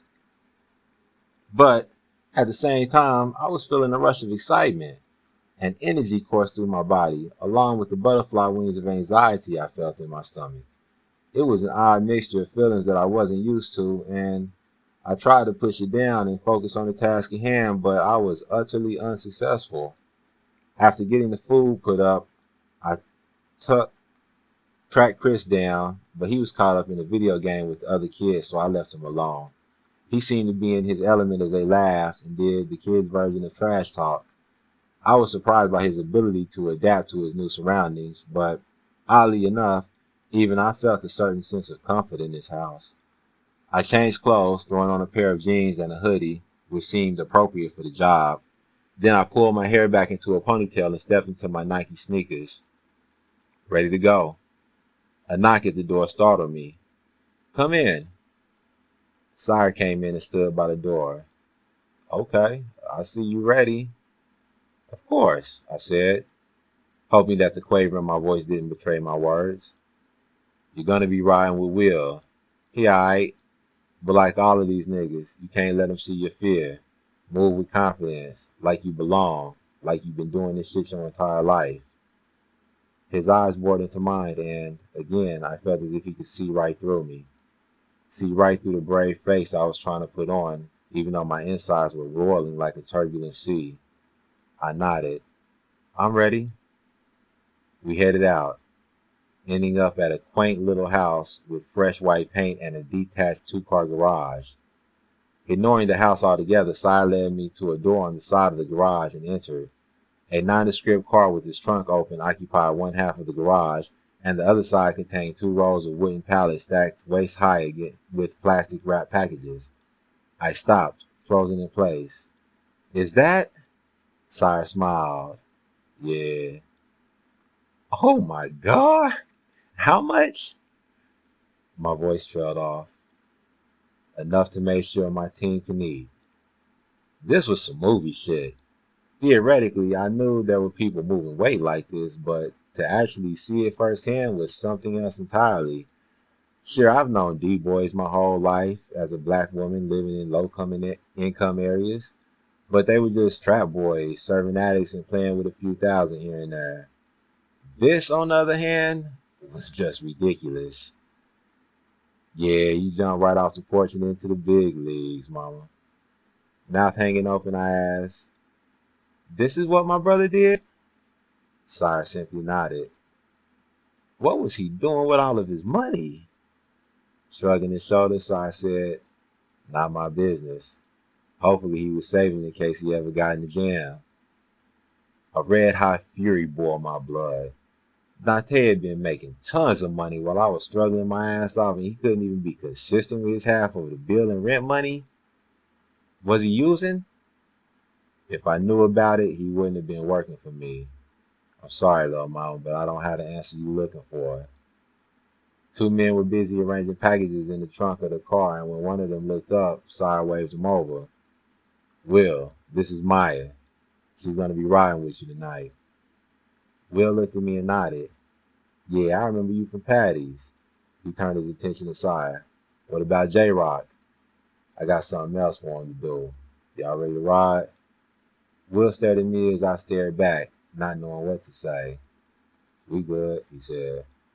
The new routes are programmed into the GPS. Any problems, just hit me. Sire called for J-Rock, leading him out of the door. Will quietly shut the trunk. I'm driving. You're going to be my eyes. Anything look funny? Let me know immediately. I mean, anything. You get a weird feeling about some shit? Speak up. Got me? Yes. Alright. We got 3 deliveries to make. It's going to seem like we're driving around in circles, and we really kind of are. It's like the spy movies, right? Run around in circles in case we have a tail. That way we flush them out. Don't worry, though. I've never actually had any problems, but we still got to do it just to be on point. Got me? I nodded as I opened the passenger side door and ducked down into the seat. Behind the wheel, Will said, there's a gun in the glove box, one in the door, and the tech is under your seat. Same for my side, except for the glove box. Got me? You know how to shoot, right? I had never shot a gun before, but I'd seen tons of action movies and thought I understood the concept. Pointed and pulled the trigger? Ha, you got it. Let's roll. Remember, keep your eyes open. That wasn't something he'd have to worry about. I was already looking around, using the mirrors, and we hadn't even left the garage. Traffic was light as the GPS guided us along, and I guessed that the few people who were out here were heading towards one Black Friday sale or another. Leaving the residential areas behind, we jumped on the highway for a couple miles before exiting back onto the streets. As we pulled to a stop at a light, I noticed a blue Chevy behind us that I thought I had seen on the highway. See that Chevy a couple cars back?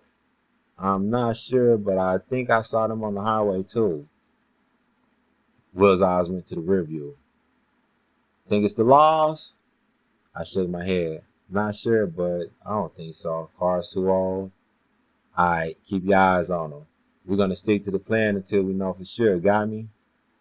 After a couple turns along the road, I noticed that the blue Chevy was still behind us, 3 cars back.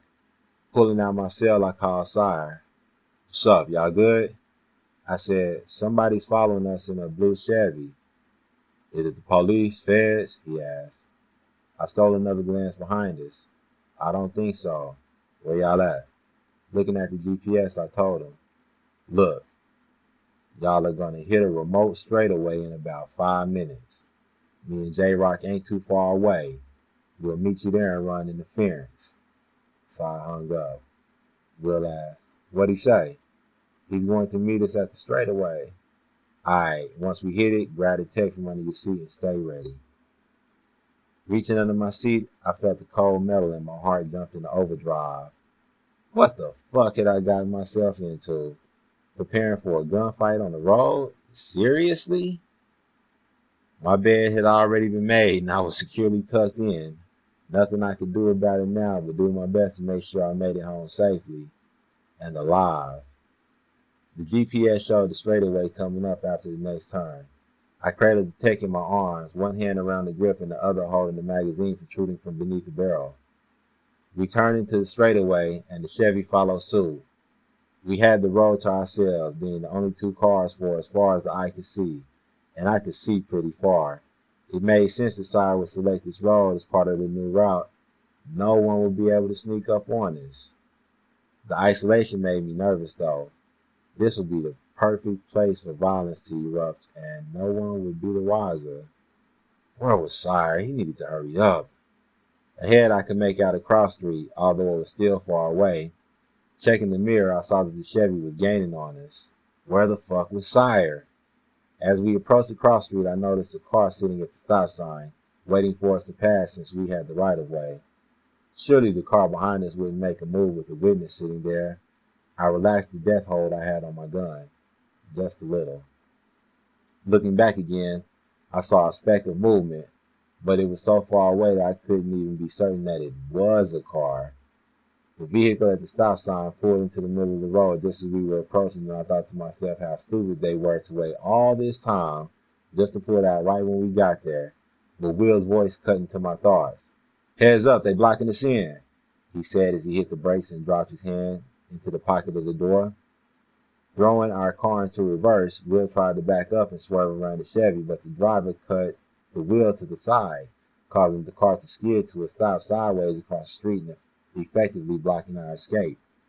Will said, "Take the car in front, I'll take the car in back. Spray them motherfuckers down. Don't even give them a chance to shoot back."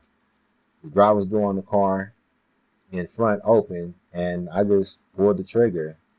The windshield spiderwebbed around the 3 holes left from my single pull of the trigger, ruining my visibility. The gun damn near flew from my hands with the force of the discharge, and I released a brief scream. The noise was something I hadn't expected. I couldn't hear shit, not even my own scream. I was deaf, except for the ever-present ringing in my ears. It was a little disorienting, and the cracked windshield definitely didn't help. Looking to my left, I saw that Will's door was open and he was missing, so taking his cue, I opened my own door and stepped out. As soon as my feet hit the asphalt, I tightened my grip with all the strength I had and repeatedly pulled that trigger until I no longer felt the forceful jerk of my weapon. Noticing that I was no longer firing, the driver door opened his door, fully exposing himself, and our eyes met. He hesitated a second, but it was enough time for me to dive headfirst into the tall grass on the side of the road. I lay in the grass for what seemed like forever, waiting for someone to come put a bullet in my head while praying that no one did. In all actuality, it was only maybe a minute or two. The time was distorted as adrenaline and fear clenched my gut. The edges of a figure came into view, walking directly towards me. This was it. After a lifetime of playing it safe, I was on my way to meet my maker after my first walk on the wild side.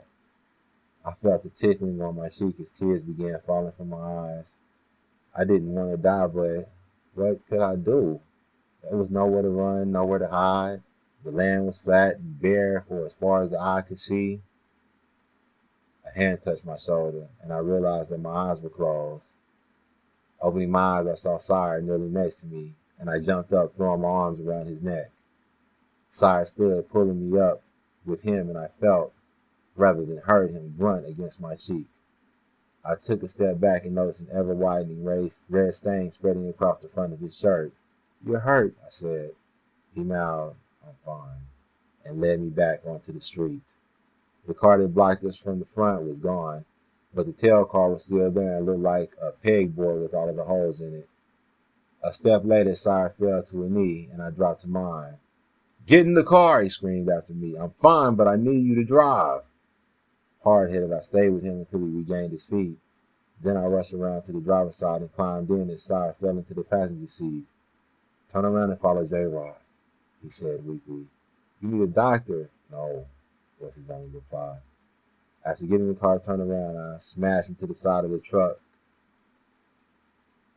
trunk of the blue Chevy and pushed it out of the way, and then followed J-Rod. "Where are we going?" I asked Sire, but only heard silence in response. "Sire! Sire!" Nothing. Chapter 9. Sire. I woke up, opening my eyes to the bright light filtering through the window, and immediately closed them against the glare. My room had both north and east-facing windows, and the light told me that it was morning. Eyes closed, I took a mental inventory of myself, wiggling fingers and toes, flexing muscles. Everything seemed to be working. I tried to open my eyes again, just enough to let a sliver of light in. The TV hanging on the wall directly in front of me silently displayed some game show, a lucky contestant jumping up and down in celebration. My head hurt. My mouth felt like I had been gargling with sand for an entire year, and just then, I got the overwhelming urge to take a leak. I tried to sit up and swing my legs over the side of the bed, but that was when the pain hit. Felt like something was clawing its way out of both my back and my chest. Clenching my teeth against the pain, I tried to relax and take a deep breath, but I ended up just sitting there for a minute until the wave of dizziness and nausea passed. Wearing nothing but boxer briefs, I shuffled my way toward the bathroom. Felt the cold of the towel against my feet as I crossed the threshold. My body was stiff, and I wondered how long I had been unconscious. After relieving myself, I stopped in front of the mirror, hands on the counter, and looked at the neat bandage covering the right side of my chest. I had to look, had to see what damage had been done to my body, so I peeled the bandage back, trying not to scream as it came off. Fuck! At least the wound was already starting to heal, which made me wonder how long I had been out. After taking a shower and brushing my teeth, I stepped back onto the soft carpet of my bedroom floor and was met by a beautiful surprise. Maya sat on the edge of my bed with a big, cheesy grin on her face. How long was I out? About a week, she said. For a while I was worried you had lost too much blood, but you're obviously a fighter. I pointed to my wound. Who's been taking care of this? Me? You did a good job. No infection, anything. Thanks. I've been working in the medical field since I was 18. Plus, it was a clean shot. You were lucky. I need to bandage it up again, though. Sitting next to her on the bed, I was suddenly aware that I was completely naked until she began poking and prodding around my wound. Does that hurt? She asked. I gritted my teeth. Yes. Scale of 1 to 10. Shit, you poking it? 10. I took a breath. I've dealt with worse, though. She taped a fresh piece of gauze to my chest. You'll live. With her hand on my bare thigh, she stood and started walking to the door. Get dressed. I'll be back with some food. Doing his bid, I threw on a fresh pair of boxer briefs and sweats, then headed for the door just as Maya came in with a bowl of stew on a small tray. She set the tray on my bed. Sit down and eat. You need to save your strength. What I need to do is figure out who fucking shot me. Just as I was raising the spoon to my mouth, Maya started fidgeting her weight from foot to foot. Then she said, what? If Thanksgiving was any indication, I know you can cook. It can't be that bad. It's not that. I know one of the guys. I know who did it. Dropping the spoon back into the bowl before I could even take a bite, I said, the fuck you mean who did it? The fuck I mean you know who did it? One of the guys, she stammered. The guy I was shooting at, after my gun went empty, he stepped out of the car and I saw him, looked right into his eyes. I know it's him. Who are you talking about? What the fuck do you mean you know it's him? You need to stop talking in circles and tell me what the fuck is going on here. This little dude, Dago, I went to middle school with him and he's always had a crush on me. Every time he sees me, he tries to talk to me. It's definitely him. I stood, faced Maya. You emptied your gun into his car, didn't hit shit. Now you tell me you know this nigga? The fuck am I supposed to make of this? You set me up, huh? Did you fucking set me up? No, Sire, stop it. You're acting crazy. Crazy? Nah, I'm gonna tell you what's crazy.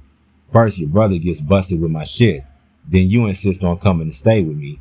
And now you tell me you know the niggas who shot and tried to rob me? Come on now, miss me with the crazy shit because all this crazy ass shit seems to be revolving around you. She looked at the floor. I don't know what you want me to say. Tell me the fucking truth, I yelled. I am telling you the truth. I haven't lied to you once, not one time since I've known you. I turned and slammed my fist into the wall. What the fuck, Maya? Where's Andrea? Is she here? Opening the bathroom drawer, I called for her. Andrea! She's not here. Look, Sire, you need to just calm down and think about this for a minute. I've been right here by your side, taking care of you since the moment you got shot. I'm new. I don't know anything about what's going on around here. There's no way I could have set any of this up. I don't know any of the routes. Nothing. Think about it, Sire. You're not stupid at all. Just calm down and think about it. I spread my arms. Why? Why would you do all of this for me? I don't know. I don't know. Why not? Logic was starting to work its way back into my brain, and I really thought about it. She was right. How could she have known any of the information she would have needed to know in order to pull this off? Just wasn't possible.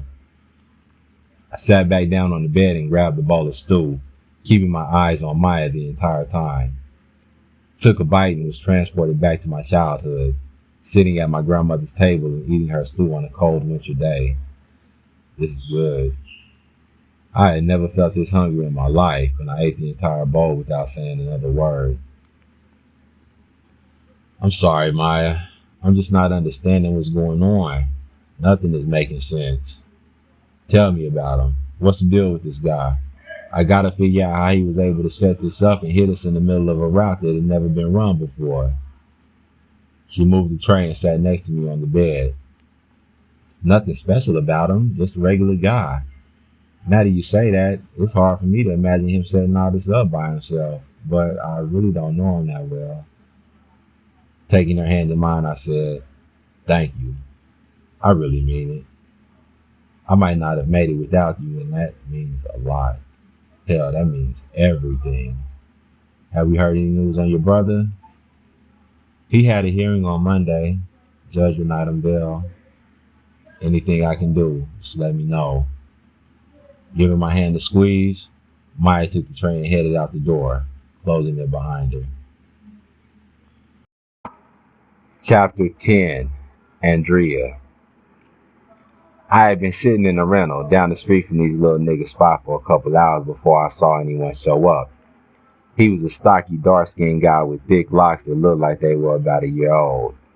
Once Sire told me that Maya knew who one of the guys was, it was short work finding where they hung out. Now I watched him cross through the front yard and into the front door. I got out of the car wearing dark gray sweats, Air Maxes and a hoodie, and walked up the driveway and along the walkway to the same door. I knocked. It took a minute before I heard the lock disengage. Must have been trying to check me out and determine if I was a threat. I may not have looked like it, but I definitely was. After he opened the door crack, I said, "Hi, my car broke down just over there." I pointed. He looked. The sound of the gunshot was barely audible, being that of a small caliber .22, but its impact was immediate. The bullet ripped through the flesh out of his leg, tearing muscle necessary to hold his weight. He fell backwards into the house, and I stepped in as well, closing the door behind me. "Bitch, what the fuck? You fucking shot me!" I put a foot on his leg wound. "Shut the fuck up, little bitch ass nigga. I'll ask the questions. You and your homies tried to rob us, right?" "Fuck you," he said through gritted teeth. "I don't know nothing." I smiled. "You obviously don't know who I am. That's fine. You'll learn fast and you'll be begging me to tell everything you know." Stepping over him after a quick pat down in search of weapons, I went looking for the kitchen. After finding what I was looking for, I came back to him, struggling up to his one good leg. Easily pushing his way toward his damaged leg was enough to put him back on the floor. I stood over him with the serrated steak knife I had snatched from the kitchen to his throat, and he looked up at me with wide eyes. That wasn't enough. He was bigger than I and could probably still overpower me, even with his bum leg. I needed to break him, strike the fear of God into him in order to get what I wanted and make it out of here unscathed. Tracing the sharp edge of the knife along his collarbone, I drug it down the center of his chest and stomach, over his belly button, until I reached his belt. Unbuckling his pants with my free hand, I exposed his shriveled penis and let the tip of the knife kiss the tip of his dick. "No, please don't, please, fuck you crazy, please don't do it, please." Ain't nothing worse than a sexy nigga with a little dick. A bitch be thinking like, I know this nigga about to work my ass out. Foreplay be good. I bet you can eat the shit out of some pussy, can't you? Have a bitch all wet and shit, ready to get dick down. Then you pull out some shit like this. I tapped the cold steel blade against the length of it. He was frozen with terror. His only movements the tremor that caused his entire body to shake like a mini seizure. "Are you the one who shot Sire?" His head shook. No, it was Dago." "How did y'all set it up? Who told you about our roots? His words came out in a stutter. We've been watching since the stash house, ever since y'all switched up your movements. Where's Dago? When is he supposed to show up? He's not. I let the sharp edge trace the length of his penis. I'm telling the truth, please don't. None of us are supposed to be here. I just needed to get my weed real quick. That's all I was doing. I just came to get some weed. We're supposed to be laying low until the heat passes. I just needed some weed. Last chance, I said. Where can I find him? Raising his hands in a gesture of honesty, he said, I swear to you I don't know. Rising to my feet, I put the knife in the pocket of my hoodie. Pull your pants up. Quickly, he grabbed his pants and buckled his belt through gritted teeth. Once he was proper, his eyes moved up to the 22 I held, but he never had a chance to say anything. The bullet entered his forehead just above his nose, and his head dropped to the floor with a hollow thump. Chapter 11. Sire. Dodging around obstacles, the car sped along in pursuit of the car ahead, which happened to be driven by what appeared to be a rabbit. Playing whatever racing game that was on the TV screen, Maya and Chris giggled as she kept telling him how she was catching up. I stood in the doorway for a moment, watching aunt and nephew as the distraction of the game filled their attention, pushing out any thought of the many stresses our world had to throw at us. It was good seeing them laugh, seeing her laugh.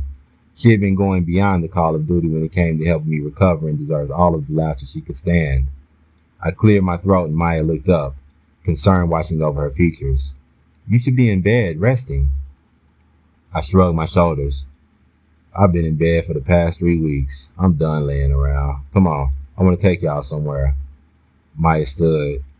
No, you need to get back upstairs, trying to act like you've been just laying around, knowing you've been getting up at the crack of dawn to go hide out in that shipping container you got out back.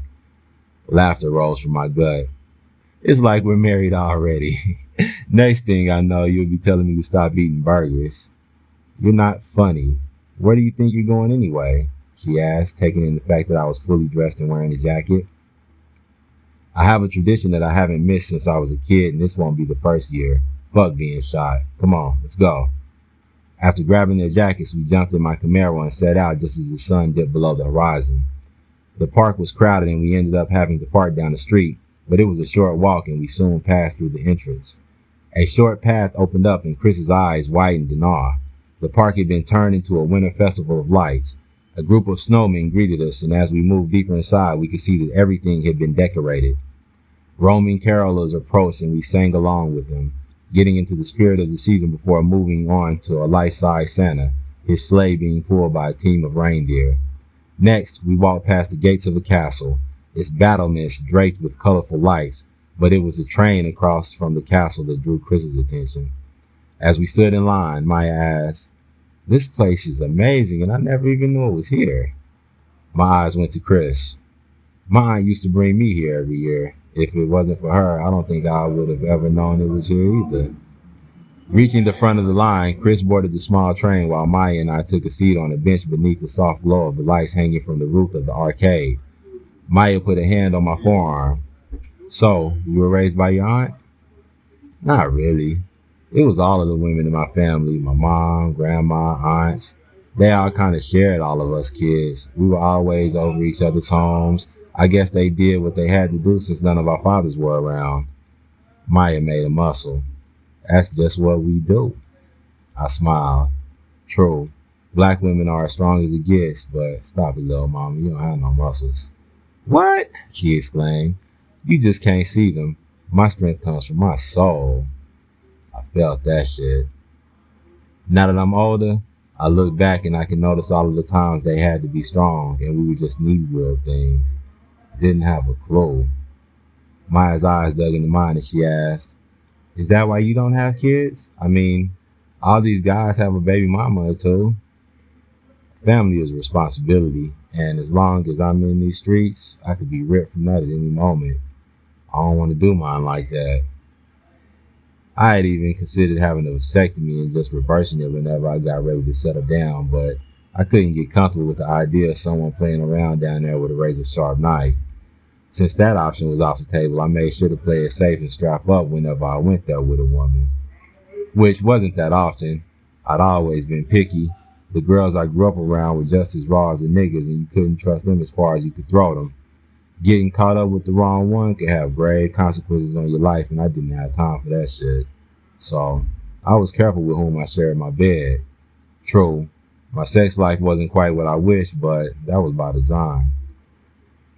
Chris emerged from the train, going about all of the lights he had seen, and we made our way to the restaurant at the far end of the park. The wait for a table was short, and we were seated and given menus within minutes. The food arrived, and we ate. I was starving. That had been the norm since I had gotten shot, and I figured that my body had a lot of repairs to make and needed all of the energy it could get.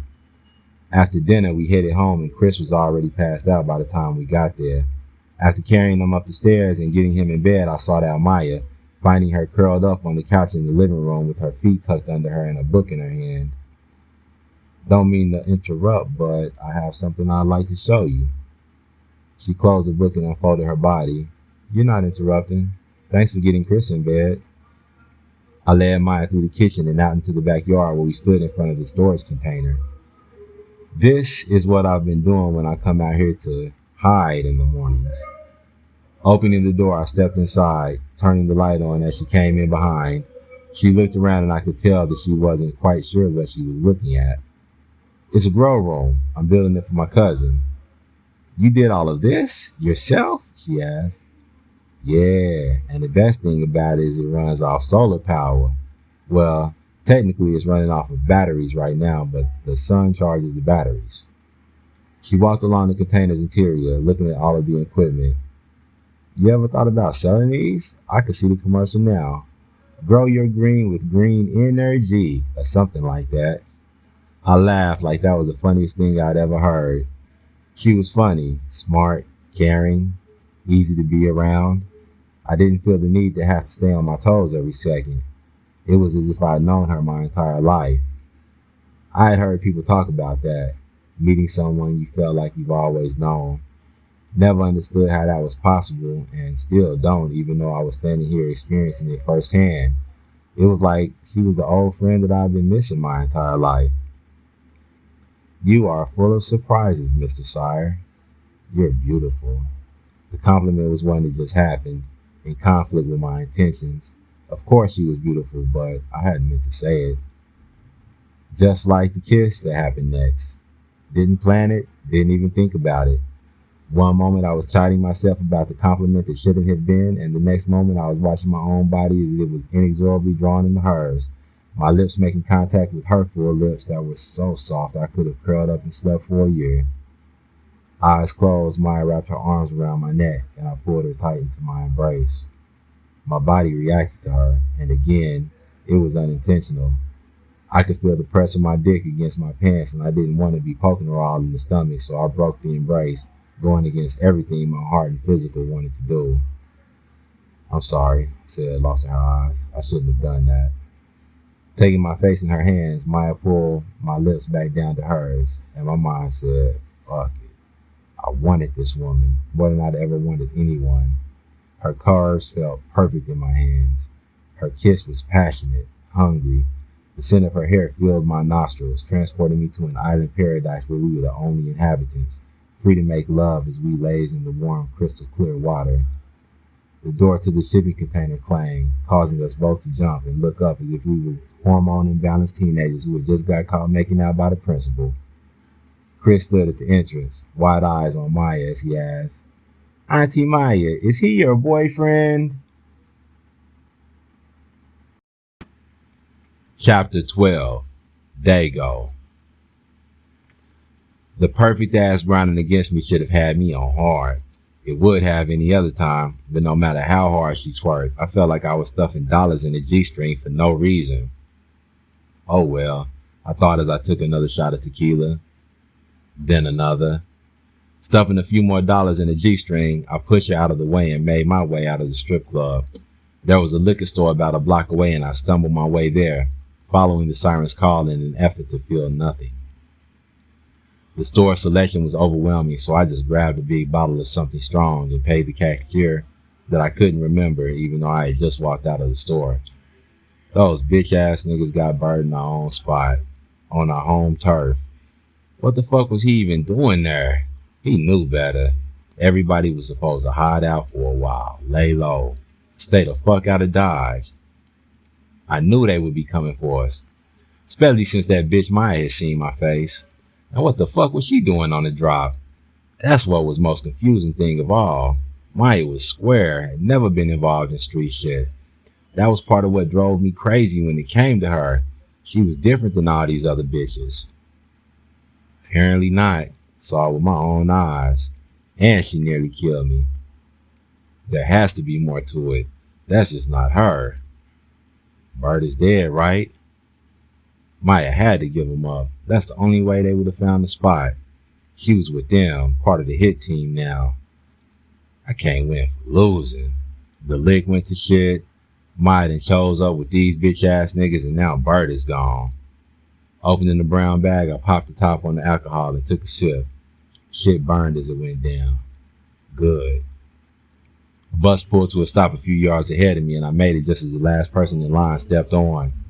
After paying the toll, I shuffled to the back and took a seat. The phone buzzed in my pocket, but I didn't care. Fuck that phone. It could ring until the sky fell for all I cared. My stop approached, so I stood and exited the bus. Standing on the sidewalk, I took another long drink and walked past the donut shop thinking how I should stop and get something to eat, but I wasn't hungry. The street was dark. Moonlight that was periodically obscured by clouds provided the only illumination, but it was enough to make out the outline of a church's spire a couple hundred yards away.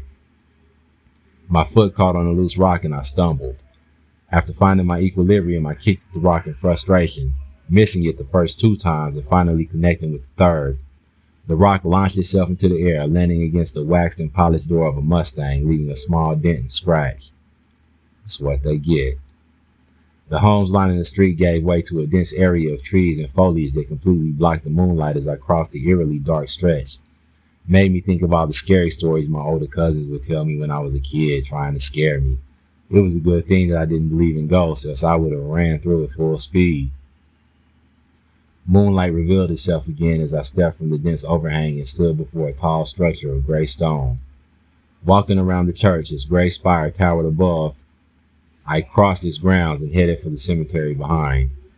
After finding the headstone I was looking for, I knelt. The earth was still loose from being freshly disturbed. Bird's funeral was only yesterday. Opening the bottle, I poured a little over Bird's grave, then raised it to my lips and took a long drink. More like a few gulps. I'ma break this right, fam. This wasn't supposed to be you, not you. Why'd you go back? I told you not to go back to the spot until the heat died down. What were you thinking? Fuck, man.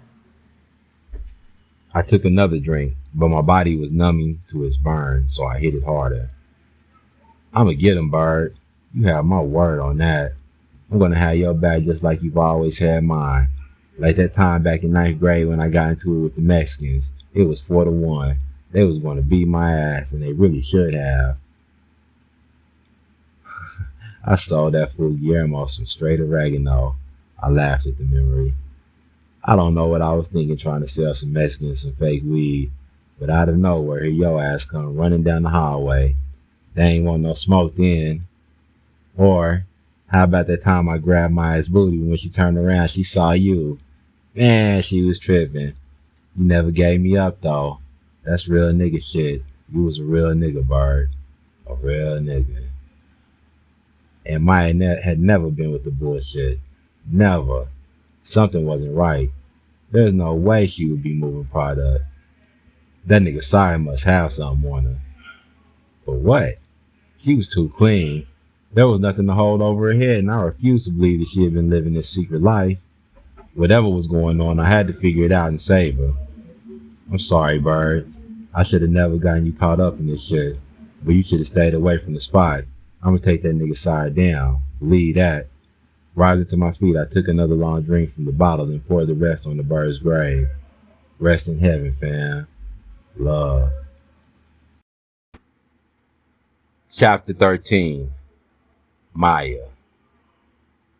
The judge had finally given Dante a bond, and I sat in the parking lot of the county jail, windows up and motor running to keep me warm as I stared through the windshield of the Sire's electric truck on this cold, blustery afternoon, waiting for my brother to walk out of the door. It didn't take long, and I opened the door enough to stand and wave him over. He gave me a hug before getting into the truck. Then I pulled into traffic, making sure to drive perfectly. Didn't want to be the dumbass who got pulled over right in front of the county jail. As I stopped at a light, Dante said, "Man, I'm glad to be out of there. I don't think I ate anything other than bread the whole time. I know you got some food at home." Glancing in the rearview mirror, I said, "We're not going home." "Shit, stop at Wendy's then so I can get me a burger." After entering the drive-thru, he ordered and immediately tore into the bag as soon as he got it. Laughing out loud, I said, "Damn, you wasn't playing." He swallowed a big bite. "Hell nah, shit is real." Taking another bite, he chewed, then swallowed. "So where are we going? You got a surprise party planned for me?" With a roll of the eyes, I said, "No, we're going to Sire's." He put the brakes on the burger as it traveled to his mouth. "Sire? How the fuck you know Sire?" "Might take me home." "The power is off. We've been staying with him since you went to jail. And why the hell were you always late with your bill money?" "Yeah, I know what the fuck you were doing. There is no reason you should have ever been late. Got me struggling to keep the lights on while you out there playing like you some big baller. You got me fucked up, Dante." "Maya, chill the fuck out," he said, rubbing a hand down his face. "I had a plan and I was saving up, but then this happened. Now how you gonna try and just blow over y'all staying with Sire? What's up with that? How do you even know him?" Stalling for a second, I sat there and thought. He was going to be pissed when I told him that Sire was in Chris's bedroom, virtually kidnapping him when I walked in.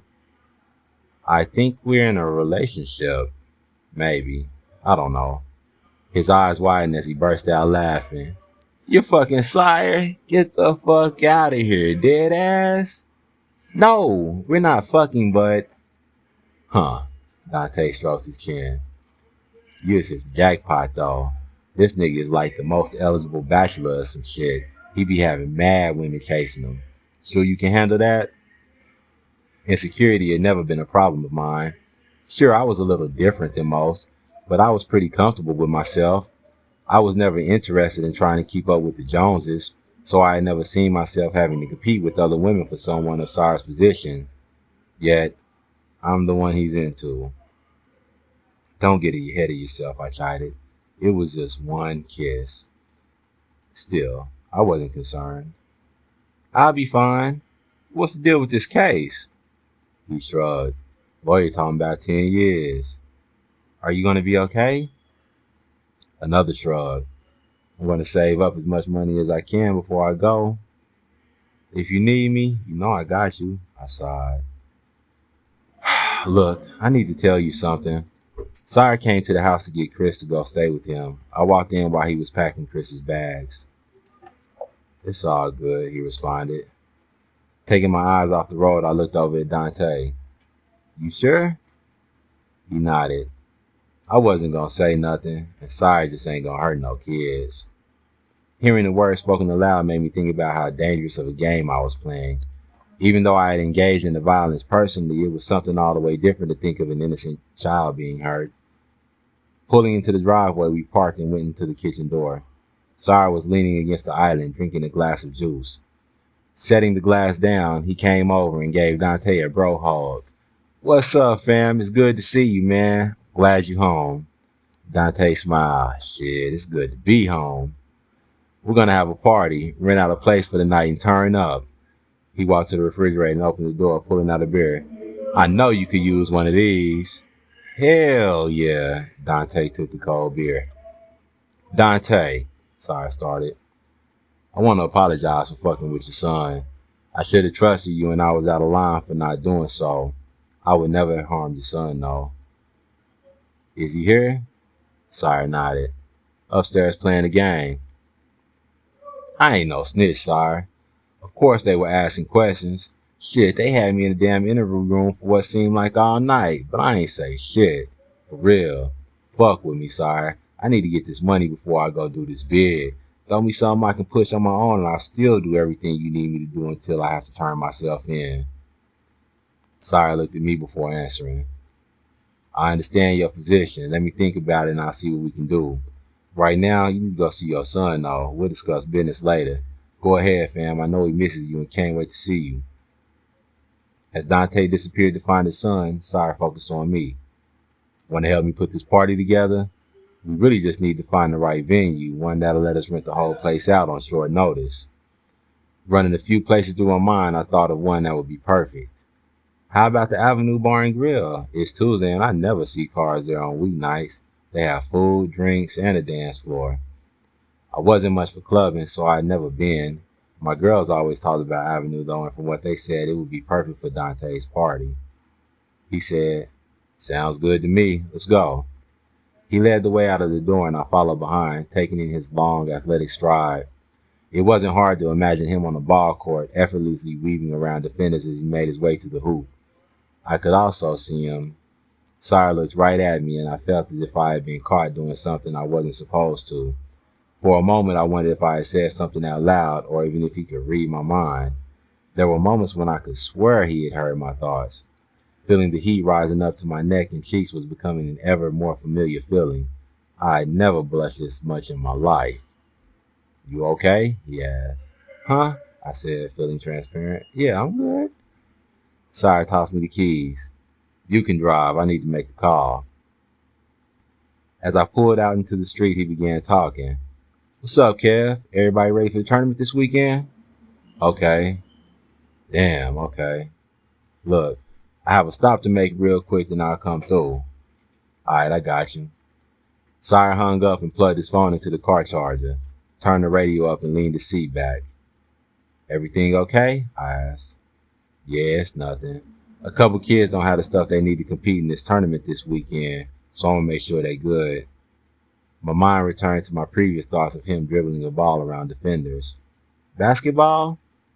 "Brazilian Jiu-Jitsu. My man Kevin has a little dojo in the hood where he trains the local kids. Most of their parents are barely scraping by and can't pay. He won't turn anyone away, but he doesn't have the money to get everything they need. He's barely paying his own bills, so I help out whenever he needs me." Taking my eyes off the road, I looked over at this oxymoron of a man. The love he had for his community was a complete contrast to his business life. It's hard for most people to see a drug dealer with so much blood on his hands as someone also capable of compassion. But every time I looked into his eyes, that was all I saw, and I had never in my life felt as safe as I did when I was in his presence. I pulled into the empty parking lot of the Avenue Bar and Grill. As I took in the facade, the word that came to mind was cozy. Avenue wasn't large by any means, but as we walked beneath the sign and peeked through the glass door in its interior, it was obviously designed to impress. Sire knocked on the glass, but no one came. The place was either empty or the workers simply ignored the persistent pounding. Running back to the car for his phone, he did a quick search for the contact information and placed a call. "Good evening. I'm looking to rent Avenue for the night." "Yes, for a party." Food, drinks, the works. I have cash." "Okay, I'm actually standing outside the front door right now." He clicked off and said to me, "He's coming." 10 minutes later, a car drove in and parked next to ours. Ours? Maybe I was getting a little ahead of myself if I was already thinking of things as ours. A man in his mid-50s wearing jeans and a dress shirt stepped out and greeted us, then we all went inside. Walking across a small dance floor, we passed the bar and crossed through another door that led to an office and took seats around his desk. As they talked business, I excused myself and went back out into the club in search of the ladies' room. After drying my hands, I was planning on giving the Avenue Bar and Grill a look around, but Sire and the club owner were standing in the middle of the dance floor waiting on me. I guess money talk fast. The owner was going to call his staff and get the place ready. Offering goodbye, Sire and I left through the front door, and a woman came around the corner, running and screaming, bumping into Sire before continuing her sprint. Seconds later, a man followed, rounding the corner, full speed. Passing Sire, he was suddenly yanked back as Sire's arm wrapped around his neck in a chokehold. "Stay the fuck out of this," the man grunted. "This ain't your business." Sire's eyes met mine. "Go make sure she's okay." But I stood there, frozen, unmoving, watching the struggle in front of me. Sire was still recovering from getting shot. What was he doing? A few seconds later, the man passed out, unconscious. I took off running in the direction of the woman, confident that Sire now had the situation under control. Reaching the corner of the club, I looked around but didn't see her. I ran up towards the street and stood on the sidewalk, looking right and left. She had disappeared. Sire stopped next to me in his car and leaned across the passenger seat, opening the door. "Get in, she's gone." I climbed into the car and closed the door as Sire pulled out of the lot and into the light traffic. "You're not going to go look for her?" I asked. He flicked the blinker and switched lanes. "Nah, she didn't want our help. Just to get away. Should be alright." Chapter 14. Sire. The club was starting to fill up, and I was amazed at how we were able to pull this off on such short notice. In celebration of Dante's release, I had given in and ordered a drink, so I sat at my table, scotch in hand, as I took a sip every now and then. Looking over at Maya, sitting next to me, I admired her smooth brown skin and curves that were killing the dress she wore. Never had I been into a woman as deep as I was into Maya. She had a natural beauty that was apparent even though she tried to downplay it. But when she showed out, she showed out. This woman in the dress and heels drove me wild, and it was taking everything I had not to take her somewhere private. And see, there I go again. Taking another sip from my glass, I shook the thoughts from my mind and got up to walk around and mingle a little bit. A quarter of the tables were occupied, and I went to each and welcomed everyone. A couple big names in the street sat at one of the tables smoking a blunt as they chuckled, and I took a seat and joined them. One of them passed me the blunt and I hit it, choking from the potent treat. Then I got up and continued making my rounds. 3/4 of Avenue's tables were empty, and the reason was apparent as I stepped onto the dance floor. It was crowded. There was no way I could avoid bumping into couples grinding against each other as I created a path through the gyrating mass. A woman stepped from the side and pressed her body tight against me with her head on my chest, squeezing my ass cheek in the process. The angle from which she'd come was at the edge of my peripheral, and I didn't see her face, so I didn't know who the hell this was, hugging up all on me like I was her man. Pushing her far enough away to see her face, I relaxed. It was Andrea. "I didn't know who the fuck you were." "It's just me, Poppy." I could smell the alcohol in her breath. Strong. "Let's go somewhere. I want this dick." Her hand went to my pants, but I caught her arm before she could get her drunk little fingers on my piece. I said, "You're drunk. Kill." She moaned. 1800 got me wet, and I want that dick. Pushing her away from me again, I said, "Seriously, fall back. You're drunk. Go get a bottle of water and something to eat and go home and sleep that shit off." "Fuck you, Sire," she whispered into my ear before stalking off. I had to admit that she was looking good as fuck, but at the same time, she just wasn't doing it for me. A few minutes later, I ran into Menace with an Asian chick that I had never seen him with before. I wondered if he had met her here because he didn't bring dates when he went to clubs and parties. The more I watched, their familiarity was obvious, so I went over to see what was up with my guy. "What's up, fam?" I said, shaking him up. "Hey, Sire!" Menace turned toward the woman he was with. "This is Eunice." I took her hand. "What's up, Eunice? Nice to meet you." She smiled. "I've heard so much about you." Laughing, I said, "Well, my man has been hiding you, and I can see why. He's lucky to have you." Maybe something was in the air because it was looking like I wasn't the only one feeling the effects of Cupid's arrow. I left them with thoughts of Maya filling my head, so I cut back through the crowd toward our table. But Maya's fine ass filled my vision long before I cleared the dance floor. The only problem was that some nigga was all up in her face. I had never been the jealous type, but if I was being all the way honest, I had to admit that a twinge of salty was creeping through my veins. One thing I know for sure is that once a woman has made her choice, there's no amount of men trying to holler that can knock her off her square. As I approached, his voice filtered over. "Baby, I got a whole gallon of Germ-X at the crib. We can go back and get real sanitary, you know what I'm saying?" A smile parted my lips as I wondered what she was thinking. Maya's nose was wrinkled like someone had farted. Approaching, I leaned forward and kissed Maya on the cheek as I whispered, "You good?" She took my hand in hers. "Hey, babe, what took you so long?" Taking his cue, the guy scampered off in search of more fertile ground. A song with a Caribbean-type beat came on, and Maya's arms started swinging with the rhythm, and she moved in closer, raising hands above head and moving her hips to the beat. The way she danced was effortless, that rhythmic ancestry revealing itself as she became one with the music. Wrapping my arms around her waist, she moved against me and I was immediately turned on. The scent of her lotion, perfume, and shampoo combined to form a potent elixir designed to make me fall under her spell. I was this far away from giving my testimony to its effectiveness, but I had been falling for Maya since the moment I had first laid eyes on her.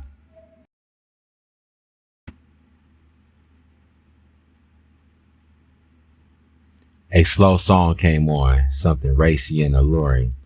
The woman's whiskey-laced voice sang of all kinds of naughty things, and I could see me and Maya doing each of them.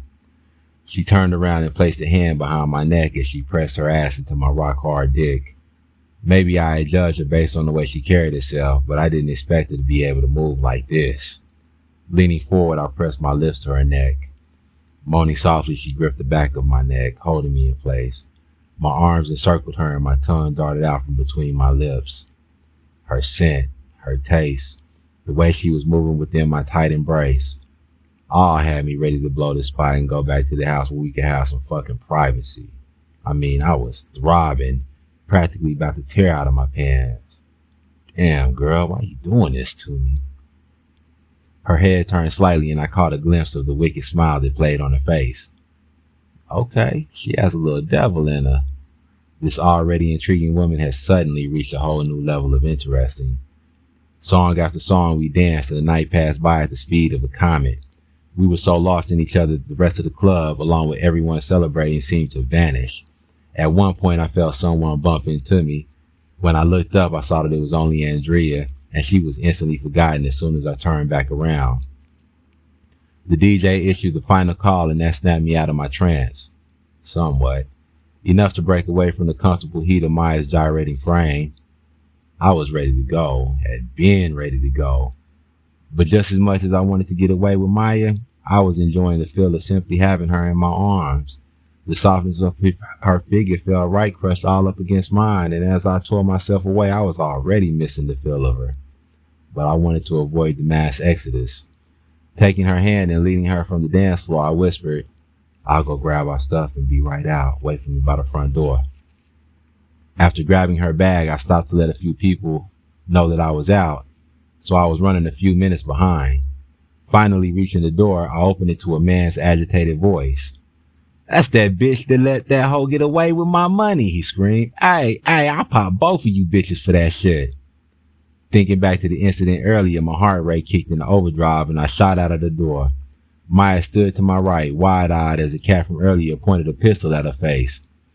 Blood boiling, I grabbed the top of the pistol and opened the slide a little, triggering a safety mechanism that prevented pistols from being fired without the slide being fully engaged. Then I twisted it out of his fingers as I punched him in the mouth with my right. He didn't fall, but his mouth was bleeding, and I didn't think it fair to leave him with a bloody mouth when he just tried to kill my girl. With his gun in hand, I crashed it into his face, leaving his nose sitting at a severe angle. I should have killed his bitch ass, but we were right in front of a crowded club with tons of witnesses. But he would know never to try and harm mine again. I brought the gun down onto his forehead this time, and he stumbled back a step. Maya's voice could be heard screaming, "Sire! Sire, stop! Don't do it!" But after one more blow to the head, he went down anyway. Pocketing the pistol, I turned around about to check on Maya, but she was rushing toward the guy who had just tried to kill her as he lay on the ground. I didn't know what she had on her mind and almost stopped her, but she dropped to her knees and started working on his nose so he could breathe. That was the moment I fell for. That was the moment I knew I had to have her in my life. To show that kind of compassion to the man who had just tried to kill you was a rarity. Maybe even a little naive for these streets. But the way she switched into help mode was the action of someone truly special. After clearing his airway, she came to me with a look on her face that I couldn't interpret. I asked, "You okay?" She nodded as her hands covered her face. I pulled her into an embrace and she answered, "He was so angry, like he really wanted to kill me." "It's okay now. Nobody will ever harm you as long as I'm around. Come on, let's get out of here." With my arm around Maya, we pushed through the crowd of gawkers and fell into my Camaro. It was the middle of the night and traffic was almost non-existent as we cruised beneath the rhythmic splash of light thrown down on us by towering streetlights. I tried to imagine how conflicted Maya must have been giving aid to someone who had only seconds before tried to pump bullets into her. The instinct that was so much a part of her had driven her to save him. But was she angry? Afraid? She handled that shit with nerves of steel, though. Glancing over, I could see that her head was leaning against the window. I extended my hand, laying it on top of hers as it rested on her thigh, giving it a squeeze. What you did back there was probably the dopest thing I've ever seen. I needed her kind of light in my life to balance out the darkness that the streets had built into me. She offered a tight smile and gave my hand a squeeze in return. Back at the house, the bright kitchen lights revealed a little blood on her face. Leading her up the stairs, we entered my bathroom where I grabbed a washcloth and dampened it with some warm water. As I turned around to wipe her face, the dark red of the dry blood stood out against the peach color of her dress. Her hands were streaked with dark red, and it was also under her nails. I glanced at the washcloth again and thought to myself that it wouldn't be enough to get the job done. Leaning into the shower, I turned the hot water on to let it warm up. Then I went back to Maya and, facing her, slowly lowered the straps of her dress. It wasn't sensual. Sex wasn't on my mind. I moved slowly in case she offered an objection. My only concern was washing away what I had come to think of as the evil. Naked, she allowed me to usher her into the hot shower. Using the washcloth, I started to wash the evil off of her skin, but my clothes and the floor were getting soaked, so I disrobed and joined her beneath the warm spray. Once the evil had been removed, Maya slid her arms beneath mine, her hands gripping my shoulders, and laid her head on my chest. I held her tightly as beads of water rained down on us, creating our own personal waterfall. Maya's skin and body were both soft, and, man, I wanted to stay like this forever. Her makeup had washed off, and her natural beauty shone like a beacon, guiding me safely to shore through turbulent, rocky waters. Every curve of her body was like the majestic landscape of a mythical land, one that I longed to explore. My body was waking up. I could feel my dick getting hard, moving along the skin of Maya's leg as it rose to attention, wanting to explore her waterfall. Maya's head lifted from my chest and her eyes met mine, and I knew that she could feel the way my body was responding to her. My eyes went down to her slightly parted lips, and I hungrily licked mine before dipping my head and taking her full bottom lip between mine. She parted her legs, and my dick stretched upward to her honeypot, climbing determinedly higher in search of that sweetness. Her kiss surged with an ever-increasing passion. I slid my hand between the folds of her pussy and felt how wet she was. Her breathing became heavy. A soft moan purred in her throat. I was weak. I needed to be inside this woman. Now. Right now. Turning off the shower, I pulled a towel from the rack and started to dry her off. Then, scooping Maya into my arms, I carried her to my bed. We kissed again, then I massaged her feet, calves, and thighs. Rolling her over, I kneaded her shoulders and back as my dick rested along the crack of her ass. Moving back down the length of her body, I kissed the sole of her foot, creating a trail up the back of her leg, along her booty and spine. Maya rolled over onto her side and she pulled my face to hers.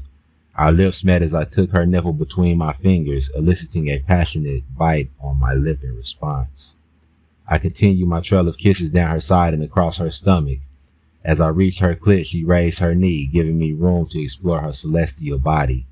My tongue traveled every peak, every valley, and I wanted to be thorough. I planned on making this pussy mine, so I wanted to be minutely familiar with it.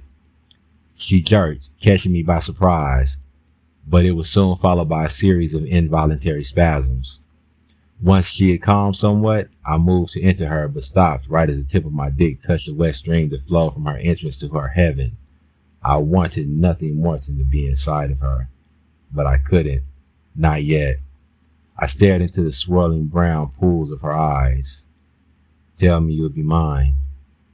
Maya's hand caressed the length of my jawline. I'm yours, Sire. I'm yours.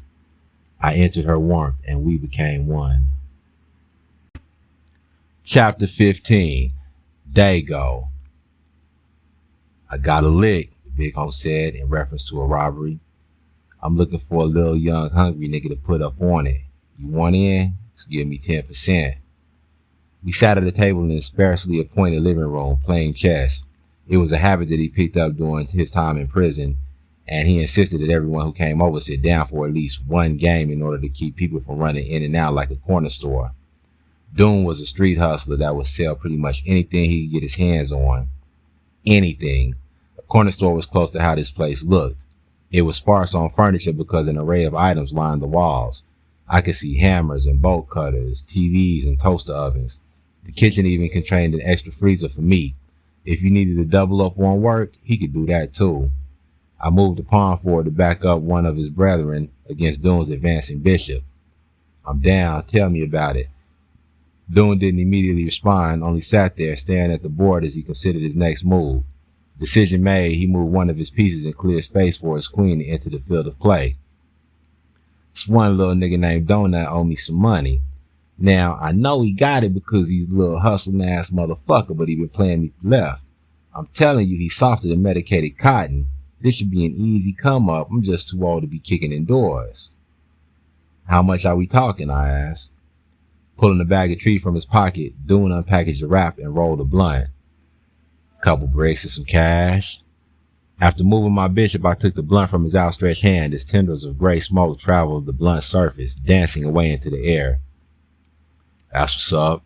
I could use a little bread to hold me over until I can make this big move I've been working on. Eyes on the board, Doom asked. Big move? Shit, what are you working on? I trusted Doom, but the streets had an odd way of dealing with friendships. You never knew who the next person was familiar with, and loyalty came in degrees relative to whom one was dealing with. 6 degrees of separation was more like 2 or 3 in the hood, and the hit team were major players and sure to be connected all over. I said, it's not even far enough along to be talking about yet. Really more of an idea right now. Shit, nigga, let me know something then. You start talking about big and I'm interested. Nigga, I love money. And if I can come up with enough to get the fuck out of this dump, I'm with it. His words were filtered through a cloud of smoke. A few moves later, my king was boxed in with nowhere to run. I had never won against Doom. Never even came close. He was a G at this chess shit. Had it been playing for years in an environment where there wasn't much else to do but play chess. Doom hit the blunt one more time before passing it to me and getting up to disappear into the back room. This lick came right on time. Sire showing up right when we were hitting that transport had thrown a monkey wrench into my plans. I needed something to hold me over until I could figure out how to get Sire's stash. Walking back into the room with a small carry-on suitcase, Doom dropped it on top of the table and opened it. I stood, trying to get a look inside. He took note of my effort and turned the case around so I could see. 8 pistols of varying size and caliber were laid out in 2 neat rows. Reaching into the case, I grabbed one with a 2-tone matte finish. I like this one. Doom said, that's a 50 cal Desert Eagle. You sure your little ass can handle that motherfucker? I opened the slide. Nigga, please. I've been a shooter since I was little. And while you talking shit, you need to let me get one of these for that lick. I got some specific business for this piece. His face twisted. I'm a businessman. I don't give shit away for free. Talking about some let me get. Nigga, hell nah. Smiling, I said, think of it as an advance. You want to get this shit done, right? I got bodies planned for this one. Fuck with me and I'll make this shit happen tonight. I know you don't think I'm trying to play you for a bitch-ass gun. I'm grimy, not petty. I tell you what, youngster, he said. I'll give you the gun, but I want 15%. I shook my head. Nah, now you trying to work me. I'm going to be the one putting my life on the line.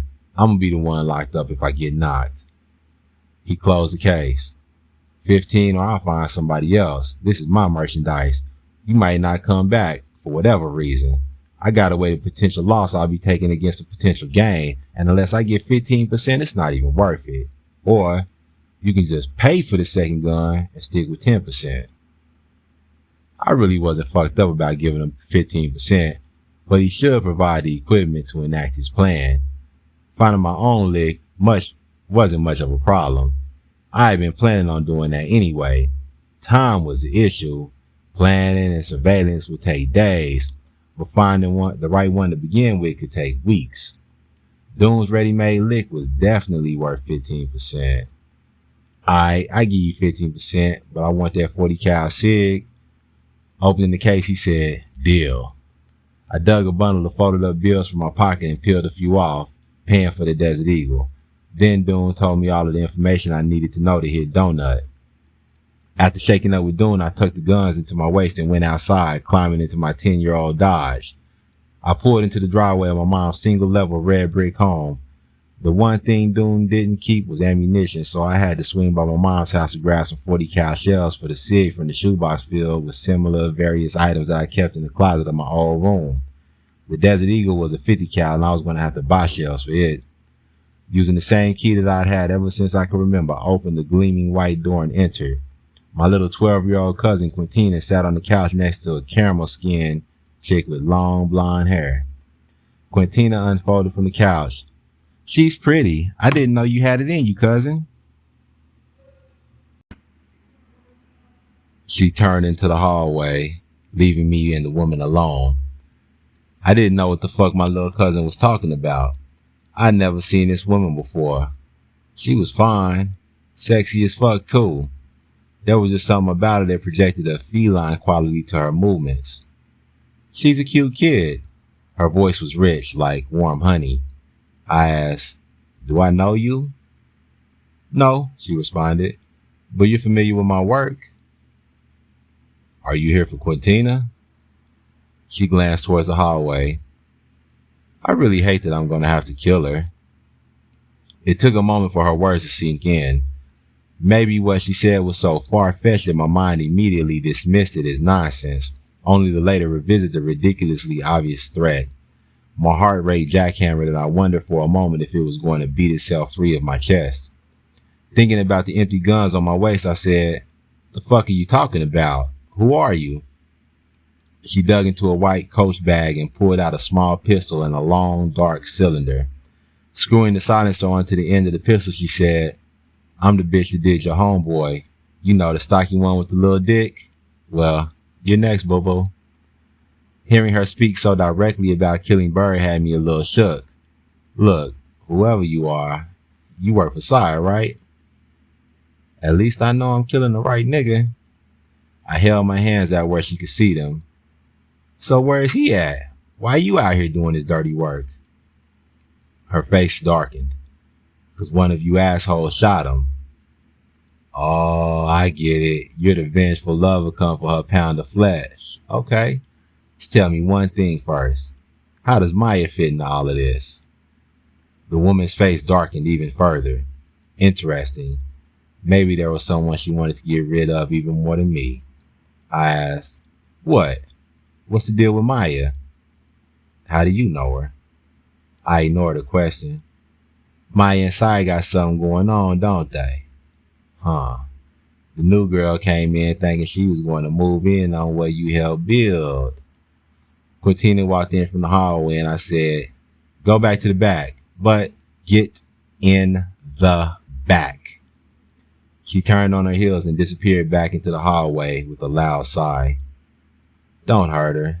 She don't even live here. That's just my little cousin that comes over every now and then. Listen, you want Maya out of the way, right? We can work together." Her finger stroked the length of the silencer. "So, I spare your life and you help me get Maya out of the way. How?" My head shook. "I want to work too, so I can disappear and meet, and the memory of Maya can be forgotten forever." She crossed her legs and the white fabric of her leggings drew my attention. The fine thighs and calves led to open-toed heels on a swinging pedicured foot. Abruptly, she stood and stuffed the too-long gun into her bag. "I'm telling you, if you fuck me on this, I'll come back and kill your whole family. The only reason you're still breathing is because you're going to handle this little hoe for me." Relief flooded through my body. "So, we have a deal?" "Yeah. My name's Andrea." Chapter 16. Maya. A cold wind bit at the skin of my cheeks as I exited the office after seeing the doctor for my routine appointment. Only this time it was anything but routine. Opening the door to Sire's electric truck, I climbed in, closing the door against the wind. I had been driving it so much recently that I was getting increasingly comfortable and starting to feel like it was mine. After checking the time on the dash, I switched lanes in order to make a turn. There would probably be just enough time to catch my girls Coco and Shay as they were getting off the bus from work. I really needed to talk to someone, and those two had always been my go-to girls. As expected, I pulled into the parking lot of the store behind their stop a couple minutes early and parked in a place with a view of the street. The bus came into view as its air brakes struggled to bring the behemoth to a stop, but they soon won the battle, and the doors opened, revealing a singular Coco. As she crossed the store's lot, I pulled along the side of her, the truck matching her pace as I rolled down the window. "Where's Shay?" I asked, startling her. Coco's brown eyes registered who I was. "Girl, where you been? You just dropped off the face of the earth. We ain't know what happened to you. I didn't get a call or a text. I felt ghosted, just poof. And what are you doing driving the truck? Bitch, where you been?" Nodding toward the passenger seat, I said, "Get in." Coco skidded around the front of the truck, then climbed in. "Where's Shay?" I asked again. She shrugged. Said she would catch up with me later, probably a booty call or something. "But what's up with you? Whose truck? It's so quiet. And where you been?" I was quiet for a moment. All of her questions came back to the same general answer, and after today's appointment, I was concerned about the future. "I just came from the doctor, and she found a growth on my ovaries. She said I might have to get a hysterectomy." "Oh, hell nah," she exclaimed. "They just trying to sterilize us. Ain't no damn way. Don't do it. I'm telling you, don't do it." I stopped in front of her place. "But what if she's right? I should at least consider it." We got out of the car and walked to her door, and she asked, "Girl, listen, you'd be giving up any chance to be a mother. You're still young, and ain't no man going to marry a woman that can't have kids." I stopped and waited as she unlocked the door. "Coco, I'm pregnant." Walking into the house, she screamed, "I knew it! I knew you've been cozied up with some man. Who is he? That's his truck, ain't it?" I took a seat on her couch. "His name is Sire." "Wait," she interrupted. "The Sire? As in a nigga your brother works for?" "Yes," I confirmed. She jumped up and down, then leaned over and gave me an excited hug. "You just hit the jackpot, and you're pregnant. You shoot for the stars, don't you, bitch? Does he know?" My head shook. "I just found out and I came straight here. I haven't had time to tell him." "Here, let me make you some tea," she said, padding off into the kitchen. The water came on for a few seconds, then Coco appeared soon after. She said, "You don't seem too happy." "I'm just in shock," I responded. "I so wasn't expecting this or planning for it. Will he be happy? I can't have an abortion. This may be my only chance to have a child." She disappeared again and came back with a couple steaming cups. "No matter what, I got you. You're going to have a healthy, beautiful baby girl or boy, and she, or he, is going to have one crazy Aunt Coco who's going to spoil her to death." Taking a sip of the tea, I said, "I love you, Coco." As crazy as she was, that's why she was my ride or die. Coco didn't have much, but she was always willing to give her all of herself to the people she loved. She waved a hand. Now what's up with school? I haven't been seeing you going lately." My hand went to the back of my neck. "There's just been so much going on with Sire getting shot. I promise I'm going back." "Hold up. What happened to all that school don't pay the bills mess?" "You know I just be talking shit, Maya." "I know," I said, rising to leave. "I need to talk to Sire." We hugged. "Yes, girl, you do. You're going to have to tell me all about him next time." Driving back to the house gave me a minute to myself so I could think. I guess I knew why I was unsure about things, but at the same time, I didn't know why I was so unsure about things. I had every confidence that Sire would be a good father. All of the traits were there, and I could also see it in his interactions with Chris. He was kind, patient, attentive, so that couldn't really be the issue. I guess it's just that all of this was so unexpected, all of it. One moment I had thought that I had known where my life was going, and the next I was thrust into a completely different life, one that I definitely hadn't planned on. Things had been so crazy at the time to really consider just how drastically my life had changed had been sparse. I was a normal woman going to nursing school. I had a plan, A virtual map detailing how my life would play out, and none of this had been considered and wasn't even a blip on the map. I was so confident about the direction of my life. I had known who I was and how I fit into my world. Now I was unsure. No wonder my life's compass was spinning out of control. None of this had been part of my plan. This wasn't my world, and I barely knew the main characters. I was completely out of my depth, thrown out of my comfort zone, and I couldn't honestly say that this was what I wanted. But even if this wasn't what I wanted for myself, what other choice did I have? This might be my only chance to have a child, and I didn't want to miss out on motherhood. I didn't want to be the lady who looked down at other people's kids with the sadness that comes from the instinctual longing to share their love with the miracle that comes from their womb, but for whatever reason they never got the chance to do so. Pulling into the driveway, I parked and sat in the driveway for a minute, taking deep breaths. The wings of butterflies fluttered in my stomach, and the icy grip of tension clawed at my shoulders. I was nervous, but it was time to get out of the car. Taking one last deep breath, I stepped out into the cold wind and hurried to the door, entering the kitchen. The house was big, and I wanted to get this done while I was all gassed up to do it, so I yelled his name out. "Sire!" The response came from the laundry room next to the kitchen. "I'm in here." When I walked in, he was standing there in a t-shirt and gym shorts, folding a pile of clothes on top of the dryer. Sire studied me for a moment. "What's up, love? You good?" I burst out. "I'm pregnant." He studied me again. Then his face lit up. "You're serious? You're telling me I'm going to be a father?" I nodded, and he wrapped his arms around me, lifting me into the air and spinning me around. For a moment, all of the nerves and doubts faded away into the ether. Then I remembered the other bit of news I received from the doctor. Pushing myself away from his embrace, I said, "Hold on, there's something else I need to tell you." A cloud passed over his face, darkening the joyous light that was just there. I rushed onward. "The doctor said I have a growth on my ovaries. I might have to have a hysterectomy." He grabbed me again, holding my head against his chest as the tears started flowing down my cheeks. "I'm going to need you to be strong," he said. "We're going to be a family. Whatever you have to go through, I'll be right beside you. But for now, our son needs you to release all of that stress so you can stay healthy." There is another option, though. I was somewhat familiar with the process, but never imagined being a candidate, so I wasn't as informed on the particulars as I suddenly needed to be. "Talk to me," Sire responded. "I could freeze my eggs. I know it's expensive, but it's something that I need to consider now." Sire bent forward, kissing my forehead. "If that's what we need to do, then that's what we'll do. Don't worry about how much it will cost. We'll get it done. Can we get a second opinion, though? Sometimes that second set of eyes can give you a clearer picture." Those butterflies reared their heads inside of my stomach again, but this time it was different. The fact that I had been nervous at all seemed silly now.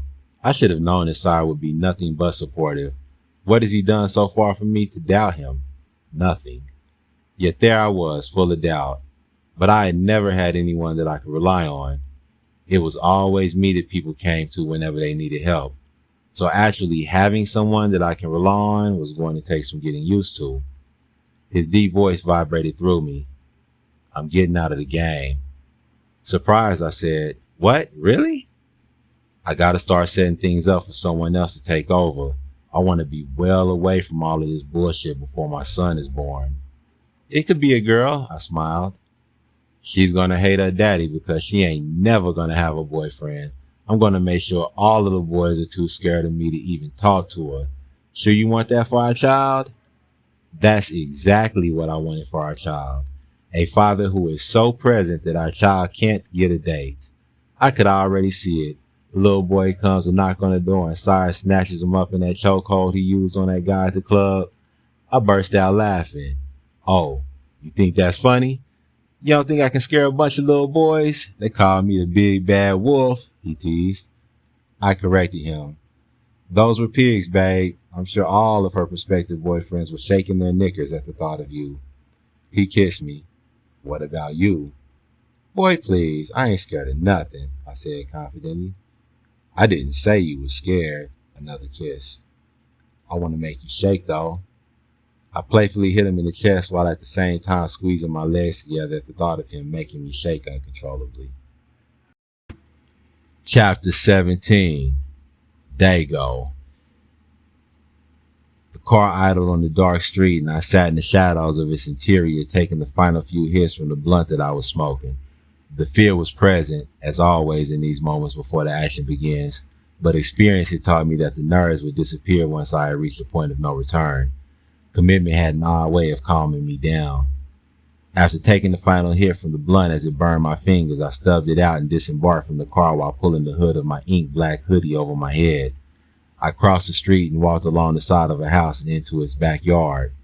The neighboring property had a fence along the rear border which I climbed, landing in the backyard of a single-level stone house. Walking toward the front, I was met with a gate blocking my exit. I simply opened the latch since it wasn't secured by a padlock and closed it as I walked through. Emerging into the front yard, I was able to get a view of the street. The house I was looking for was 3 doors down on the other side of the road. I walked down the sidewalk until I ducked off behind a tree where I could get a better view of the house. It was a single level with brown paint, and I was reminded of those old shows from the 70s. The front yard was neat with no toys or clutter, and a single white car rested in the driveway beneath the carport. Staring at the light filtering through the single window, I tried to make out the details of the interior, but it was of no use. Blinds prevented prying eyes from being nosy. Crossing the street, I walked along the side of the house, sticking to the shadows. With a quick hop, I was over the short gate with ease, and my feet silently carried me to the back corner of the house where I peeked around the corner.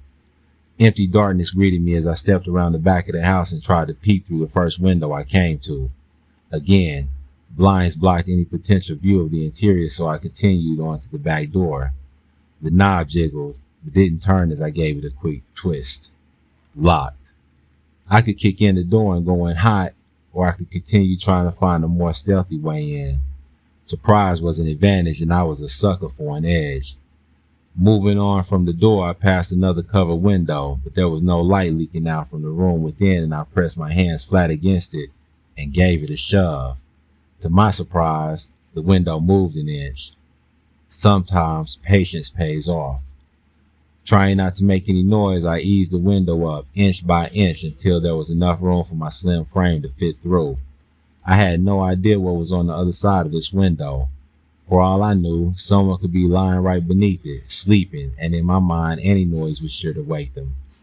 Turning around, I scanned the yard for something to use as a step. Being much messier than the front, I figured the backyard would have something suitable for my purpose, and my eyes soon landed on a beat-up old milk crate. After grabbing it, I set it under the window and stepped up. Gradually raising the blinds, I peeked inside, but had to close my eyes for a moment so they could adjust to the complete darkness inside the room. When they opened again, the edges of shadows came into focus, bit by bit. Certain the room was unoccupied, I raised a leg and pressed on myself through the window, feet hitting the floor with a dull thud. I stood there quietly for a moment, motionless, listening for any sound to indicate that I had been detected. After a couple minutes of absolute silence, I moved on, shuffling my feet along the invisible carpet to avoid tripping over anything. It's always something small like stumbling over a damn toy that will fuck up your element of surprise. By the minute amount of light leaking through the blinds, I found the closed door and flattened my ear against it. Still, nothing to be heard. Easing the door open, I stepped into the hallway, eyes taking in the layout of the house. The door that I had just exited faced a wall that ran off to the left where faint light could be seen from the hallway as it turned toward the front of the house. As I looked to my left, another door sat at the end of the front back hall next to the one I just come through. Back against the wall, I was inching toward it when it opened. I froze and held my breath as a man emerged and walked straight down the hall. He never turned his head, and after a minute I was sure he hadn't seen me, so I picked my snail pace back up and made my way to the open door. After glancing in and seeing nothing moving, I dashed inside to get out of the open space of the hall where there was nothing to hide behind if the need arose. A bed occupied the far corner of the room, and a pair of fresh Jordans had been kicked off and lay on their sides on the floor next to it. The open door of a closet had more shoes spilling out of it. That was about it. The room was empty of life. Pulling the gun from my waist, I left the room and moved down the hall to the front of the house. Light spilled from an open door on the right side of the hallway. I approached the door, and I heard the grunt before I could look. When my eyes did get to see, what they registered was two bare knees and a pair of jeans bunched beneath. I really wanted to check the rest of the house to make sure no one else was inside. But passing by this open door would be risky. If he happened to see me as I passed through the glare emanating from inside, then my surprise advantage would be lost. However, if I didn't check the rest of the house and someone else was here, then I'd be the one on the wrong end of an ugly surprise. If anyone else was in the house, I would definitely not be taking a dump with the door open. I'd probably close it even if I were alone, but without question if there were other occupants around. Working with that logic, I turned into the open bathroom door with my gun extended. We can do this easy or we can do it hard. I just want the dope and the money and I'll be out of your hair real quick. A look that was more embarrassed than anything crossed his face. I don't know what you're talking about. Taking a step into the bathroom, I said, miss me with the bullshit, nigga. Play with me one more time and I'll gas you right there on that toilet and spend the rest of the night putting up every floorboard in this motherfucker until I find it.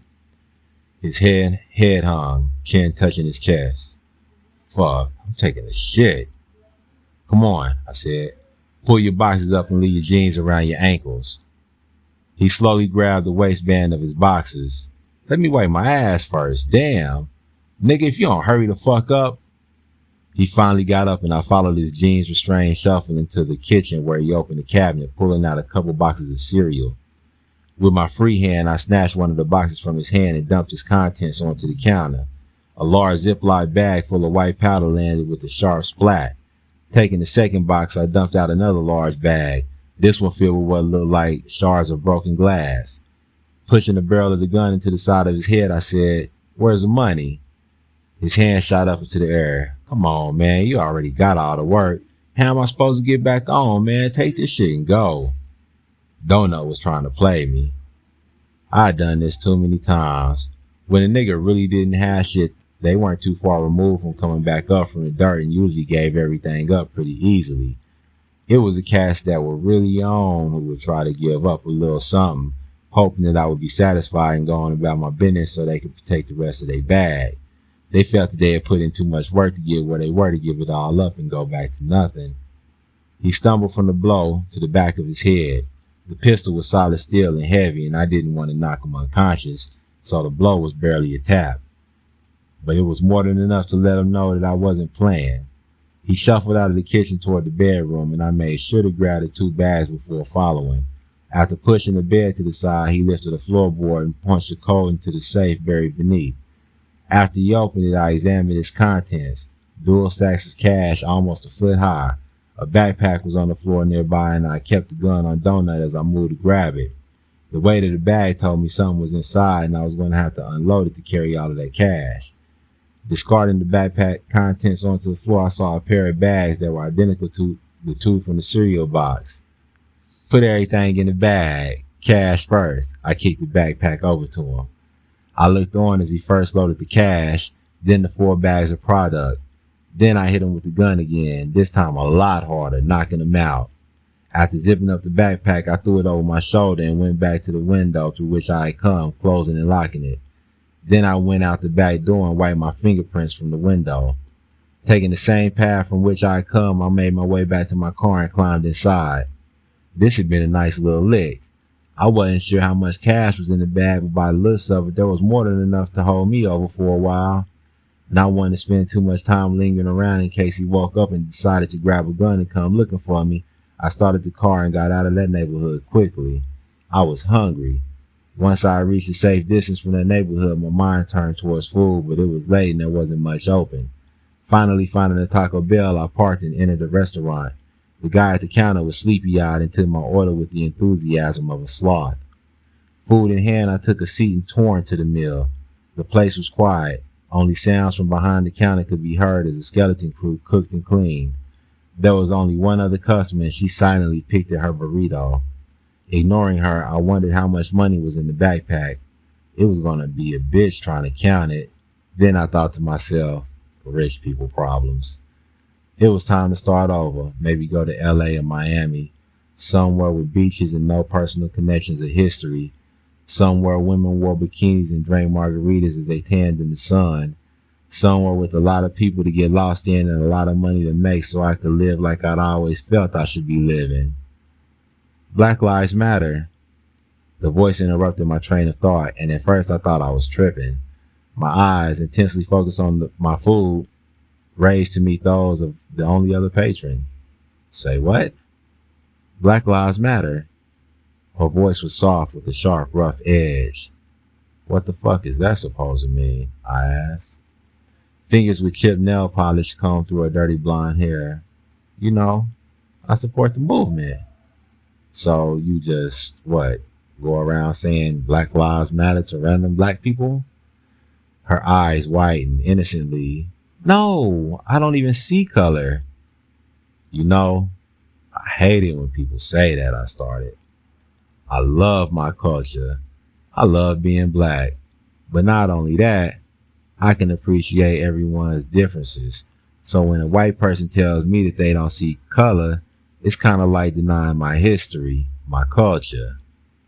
She leaned back in her chair as if my words had physically assaulted her. I didn't mean, I'm sorry, I shouldn't have said anything. Nah, you're good, I smiled. What's your name? She returned my smile, revealing straight white teeth. Morgan. What are you doing out so late by yourself? I know your man's probably worried. Uninvited, she got up from her table and plopped down in the seat directly across from me. Out with his friends, like always, and I'm bored, like always. It almost sounds like you don't have any friends. Chin resting on her wrist, she said, they're all with their boyfriends. I nodded. It gets like that at times. Her gray blue eyes scrutinized my face, my clothes, so I openly stared back and realized just how attractive she was, especially her lips. It was rare that I saw a white girl with sexy-ass lips, but Morgan was blessed with a set of full lips set in a heart-shaped face, and I immediately imagined them wrapped around my dick. What's up, you party? Trying to have some fun tonight? I asked, thinking about all of the coke in my backpack. Nope, she replied. My boyfriend would kill me. I don't see him anywhere around. He gotta be in the same room with you to kill you. She shrugged. Well, he's definitely not. So, with the possibility of your boyfriend killing you not really an option, what's up? Let's go celebrate. Morgan chewed on her lip for a minute. What are we celebrating? The completion of a successful lick. But I didn't say that. I was feeling good after tonight's come up. The 15% I had to give Doom wasn't going to be missed. Really, I didn't have to tell him about the whole take. How would he know? It wasn't like he was going to ask Donut how much work and money he got here for. The more I thought about it, Doom was probably going to get one of the bags of ice. I was almost set on giving him both bags. Ice heads weren't really my kind of clientele, and if I was going to sell anything, my preference would be to push the coke. To Morgan, I said, pretty smiles.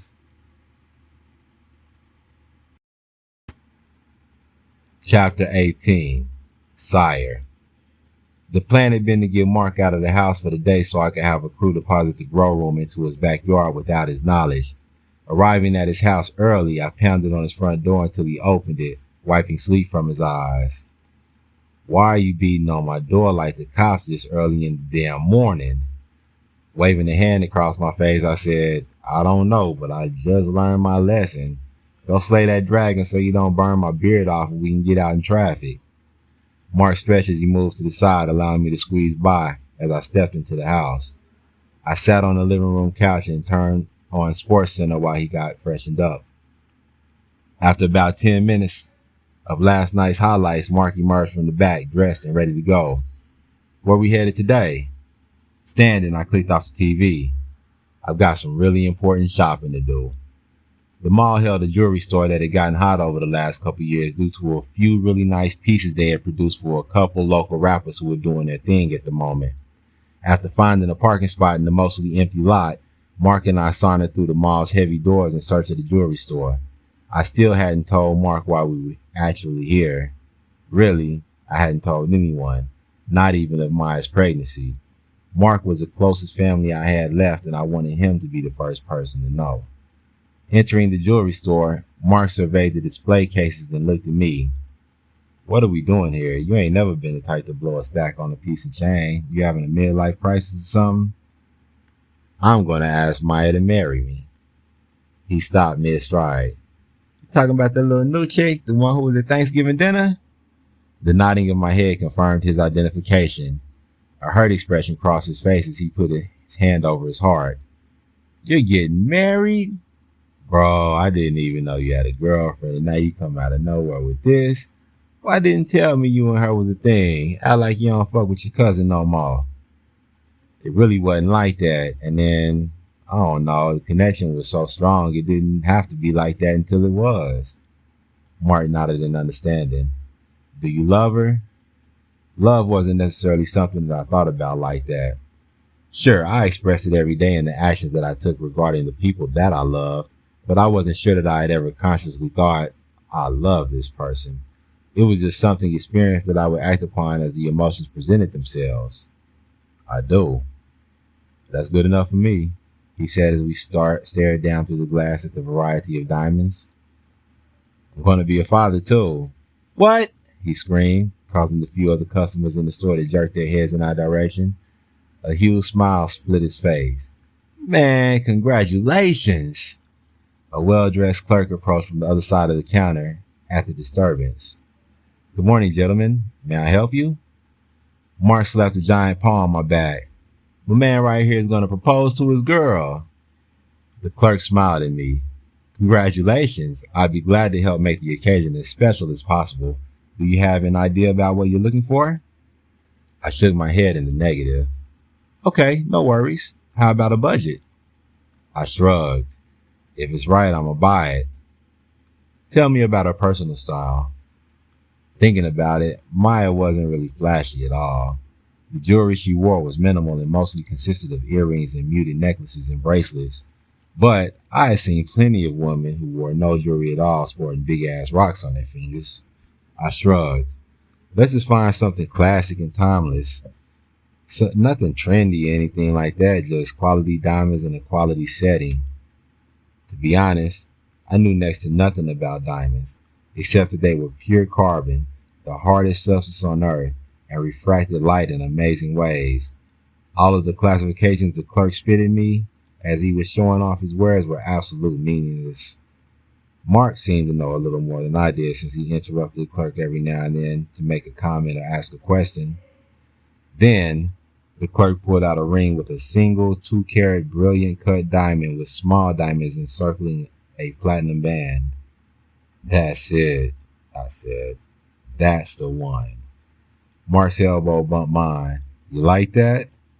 I did indeed. But more importantly, I thought Maya would like it. The ring had a subtle sophistication that reminded me so much of her. No extra frills or dressings, yet it was amazing in its simplicity. Mark continued browsing while I completed my purchase. He was checking out the display of watches when I approached. Tapping his arm, I said, "Let's go." Walking back through the mall, I noticed how many of the storefronts were shuttered. The mall wouldn't be going out of business anytime soon, but the closures were still noticeable. Times change, and so too the way we do business. It was as if we were standing at the corner of an intersection. In one direction was the past, with all of the traditions and habits that we had been accustomed to our whole lives. And in the other direction was the future, with all of its unknowns and possibilities. We were standing at the crossroads of going to the store road and online delivery street, and I wasn't sure which direction I wanted to go.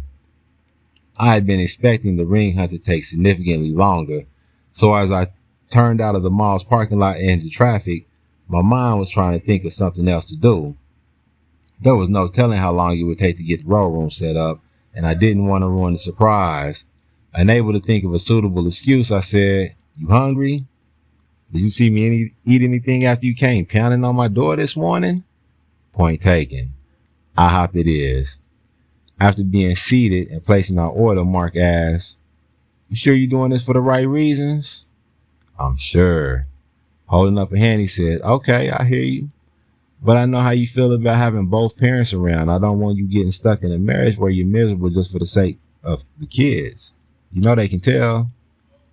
She's amazing, Mark. If there was ever a woman I could see myself with for the long run, it's Maya. I'm telling you, the heart of this woman, she's the most compassionate person I've ever met. Reminds me a lot of your mom. Remember how she was always giving popsicles to random kids in the neighborhood? She never turned away anyone in need. Maya has the same qualities. He sat back. Wow, you're really serious. I am. You're more my brother than my cousin, Sire. I just don't want to see you get hurt. The waitress arrived with our food. When she left, I asked, so what's up with old girl from the electronics store? Wasn't y'all supposed to go out? He actually beamed. Yup.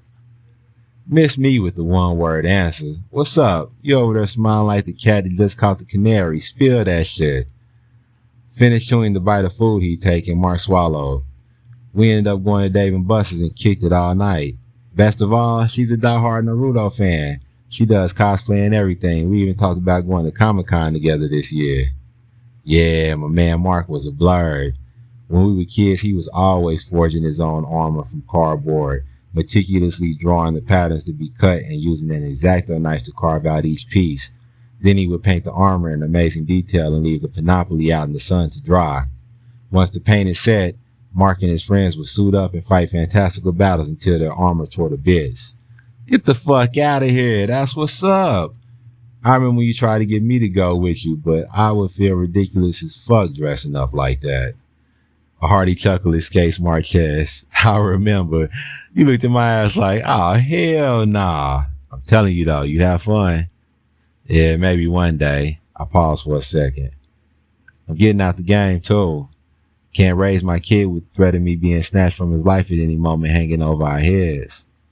Mark said, I figured as much. So what's next? Noticing that he had finished eating, I said, first thing, I'm going to have to take a trip to Mexico and talk to El Canelo. I want to leave Menace in charge of the business, and I got to smooth the idea over with him. Once I get all that straight, I'll have a little something else up my sleeve. Come on, I'll show you. The crew should have had the grow room set up by now, and as I turned on the Mark Street, relief flooded me. The truck that was bringing the shipping container was conspicuously not there, and I tried to contain the smile that was begging to break out on my face in anticipation of his reaction. After parking, we got out and I led Mark around the side of the house into the backyard. Looking down, I could see that the grass had been depressed by the equipment moving the container, and as the backyard came into view, the grow room was sitting right there where it was supposed to be. Mark stopped short. What the fuck is this shit? I know somebody ain't put that damn dumpster in my backyard. He raged on as I laughed out loud. I would stop him in a minute and tell him what was going on, but this was so funny that I had to let it go on for a while. As his intensity subsided, I said, hey fam, I had that dropped off this morning. His face twisted. You figured I needed a new dumpster or something? What's up with this shit? I was laughing so hard that my hand held my stomach. This was priceless. As hopped up as he was on anger right now, it was going to be interesting to see his reaction once he looked inside. Not wanting to prolong it any longer, I waved Mark over to the door and opened it. Mark stared, open-mouthed. Definitely not garbage. Okay, so what am I looking at? This, my friend, is your new grow room, I said, arms spread out. It has everything you need to grow all the gassy-ass weed you want. Power goes out, no problem. Solar panels on the top charge the power wall right there on the back wall, I pointed. So you'll never run out of power. Listen, man, this shit is top of the line, fam. You could probably get about 20 pounds from one harvest if your green thumb is on point. Mark's smile was completely taking over his face to the point that I thought his eyes would disappear behind his teeth. Wrapping me up in a big bear hug, he said, you did all this for me? It's nothing. I needed something to do while I was recovering anyway. This was my fam, my favorite cousin, one of the only people I knew I could trust unequivocally. I didn't even have a memory from before he was a consistent presence in my memories. Compared to that, it was nothing. Chapter 19, Sire. Opening the secure messaging app that he preferred to use for any remote communication, I pulled up El Canelo's contact and called. When answered, the voice on the other end of the line issued a gruff,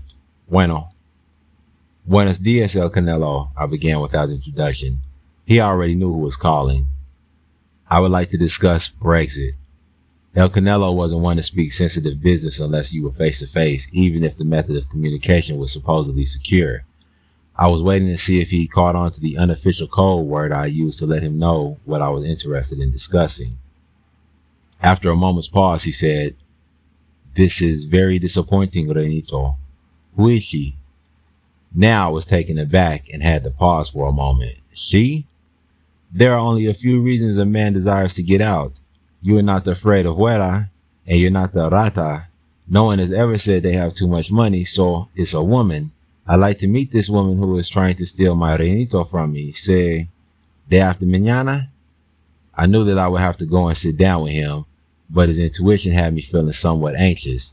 Never had I intended to take Maya to meet one of Mexico's most dangerous people. The exact opposite, in fact. I didn't want Maya and my child to be stained by the grime of this business, especially that of El Canelo's level. But if I didn't bring her with me to the meet, I was sure she would encounter El Canelo anyway. It just wouldn't be pleasant. I moved a lot away from him, although I couldn't possibly claim to be the most instrumental spoke in his will. I had assumed that he wouldn't let me go with a handshake and a wave, but with a plan in place to keep his product moving as normal, there shouldn't have been much of an issue. His special request was a curveball, one that I would honor with Maya right at my side so I could keep eyes on her the entire time. Si, patron, I confirmed. Day after tomorrow. The line went dead. Talking to Maya about our upcoming trip, I hadn't really known what to expect, but she was actually excited and worried over getting a passport. Not wanting any deception between us, I explained the situation to her exactly as it was. Maybe I kind of thought about it as a test. If I was expecting to have a family with Maya, she needed to know exactly who I was before she said yes. I needed her to know that this situation could get real, really fast. I needed her to know that she would potentially be putting her life in danger. All she had to say about it was, Are you going to let anything happen to me? Once I had asked her that I wouldn't let anything happen to her, ever, she left it at that and started talking about what to take on her first trip out of the country. Her faith in me dug up a well of emotions, and I promised myself that I would protect her life with mine own. I wasn't going to let anything happen to her while we were in Mexico. I couldn't. I planned to propose to Maya while we were there. Minutes dropped the two of us off at a small private airport where we met up with a private jet that El Canelo had sent for us. It was an older G4 that I had flown down on a few times before, and Maya needn't have worried because no passports would be required for this trip. The jet's door and stairs began to descend as Maya and I pulled our bags from the back of Menace's Cayenne. Reaching the top of the stairs, we were greeted by an attractive flight attendant who secured the plane behind us. I stashed our luggage while Maya took a seat next to an oval window and looked out. Bags securely tucked away, I took the seat across from Maya, facing her. You sure we don't need passports? What if we get stranded down there and have to cross the border like everybody else, except we don't have passports? She asked. We probably fly across and jump from the plane before trying to come back at a border crossing. We're dealing with a cartel. They got all kind of ways to get us back across if need be, but as many times as I've been down to see him, I've never had to worry about getting back home. Unless he doesn't want us to get back home, we'll get back. The luxury jet began taxiing down the runway, and soon we lifted off into the sky. Once the plane leveled out at cruising altitude, Maya got up and disappeared into the lavatory. I love flying and wanted to pilot a plane of my own someday, but apparently Maya didn't share my same enthusiasm for flight. We would only be in the air for a short amount of time, though, so she shouldn't have to suffer too long. When she came back, I asked, You good? She nodded, but her complexion was slightly ashen. This is my second time flying, but I don't remember feeling sick like this. Smiling, I said, You're pregnant. Maybe that has something to do with it. Taking the seat again, Maya shrugged. Maybe. We need to hurry up and get to where we're going, though. That's about how I was feeling when you tried to feed me that pea soup. I was laughing as a memory popped into my mind as vividly as the day it had happened. All of the sweat and tears, time and energy I put into that suit, and you just flat out rejected. I was like, no, this man just didn't. And I was taking care of you while you were, she made air quotes, recovering. You were going to eat that soup. I'm allergic to peas. Her head shook as she pursed her lips. You are not.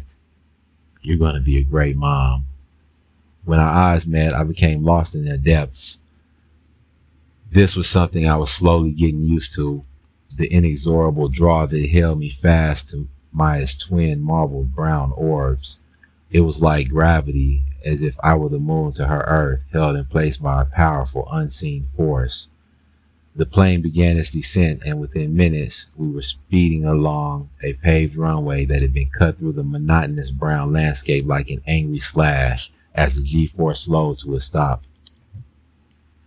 As we disembarked, a cream-colored Range Rover drove up. The driver stepped out and held the back door open for us before getting back into his own seat and chauffeuring us down hard-packed dirt roads across El Canelo's massive ranch. The Rover came to a stop and we climbed out into the warm breeze. Leading us up the steps of a wraparound porch, the driver opened the door, holding it for us to enter. And as I led Maya across the threshold, the door closed behind us with a smack of weathered wood. The driver wouldn't be joining us inside. He never did.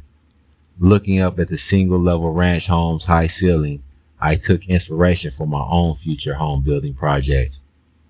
Now that I was planning for a family, it was going to be necessary to have a home built, something specially made for us and any future additions we decided to make, something new. I planned on making a fresh start all the way around. Passing through the spacious living room, we headed deeper into the back of the house. I knew where we were going. Every time I had come down to see him, El Canelo was always waiting for me in his office. I knocked once on the closed door, then entered. Sitting behind a large oak desk, El Canelo stood as we came in. Renito, he embraced me. It is so good to see you. It has been too long. You look well. Gracias, patron. You as well, I said, taking his neatly cut gray hair and slightly overweight frame. Spreading his arms wide, he turned to Maya. And you are as beautiful as our Mexican sunflower. I can see why my Renito would want to give it all up for you. I made the introduction. El Canelo, this is Maya. Nice to meet you, she said politely. Maya and I took comfortable chairs in front of his desk while El Canelo went back to his seat.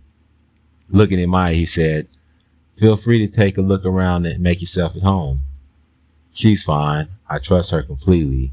If I didn't, we wouldn't be here right now. After staring at her for another moment, he turned his attention to me as he sat back and laced his fingers on his stomach. Well then, you won out, but I've had other plans for you, and I'm glad you're here so we can finally discuss them. I knew he wasn't going to let me go so easily. I said, El Canelo, I respect you immensely, and I have come to love you, but I'm out. I'm leaving Menace in charge. He's solid and ambitious. He'll serve you well. He continued, undaunted by my interruption. I'm going to make you regional distributor. Not expecting this, I paused for a moment. I was doing well as it was, but if I were to become the regional distributor, it would increase my income exponentially. But I had a family to think about now. On one hand, this opportunity could mean financial security for my children and their children for generations to come. On the other hand, remaining in this game could have disastrous consequences, especially at this level.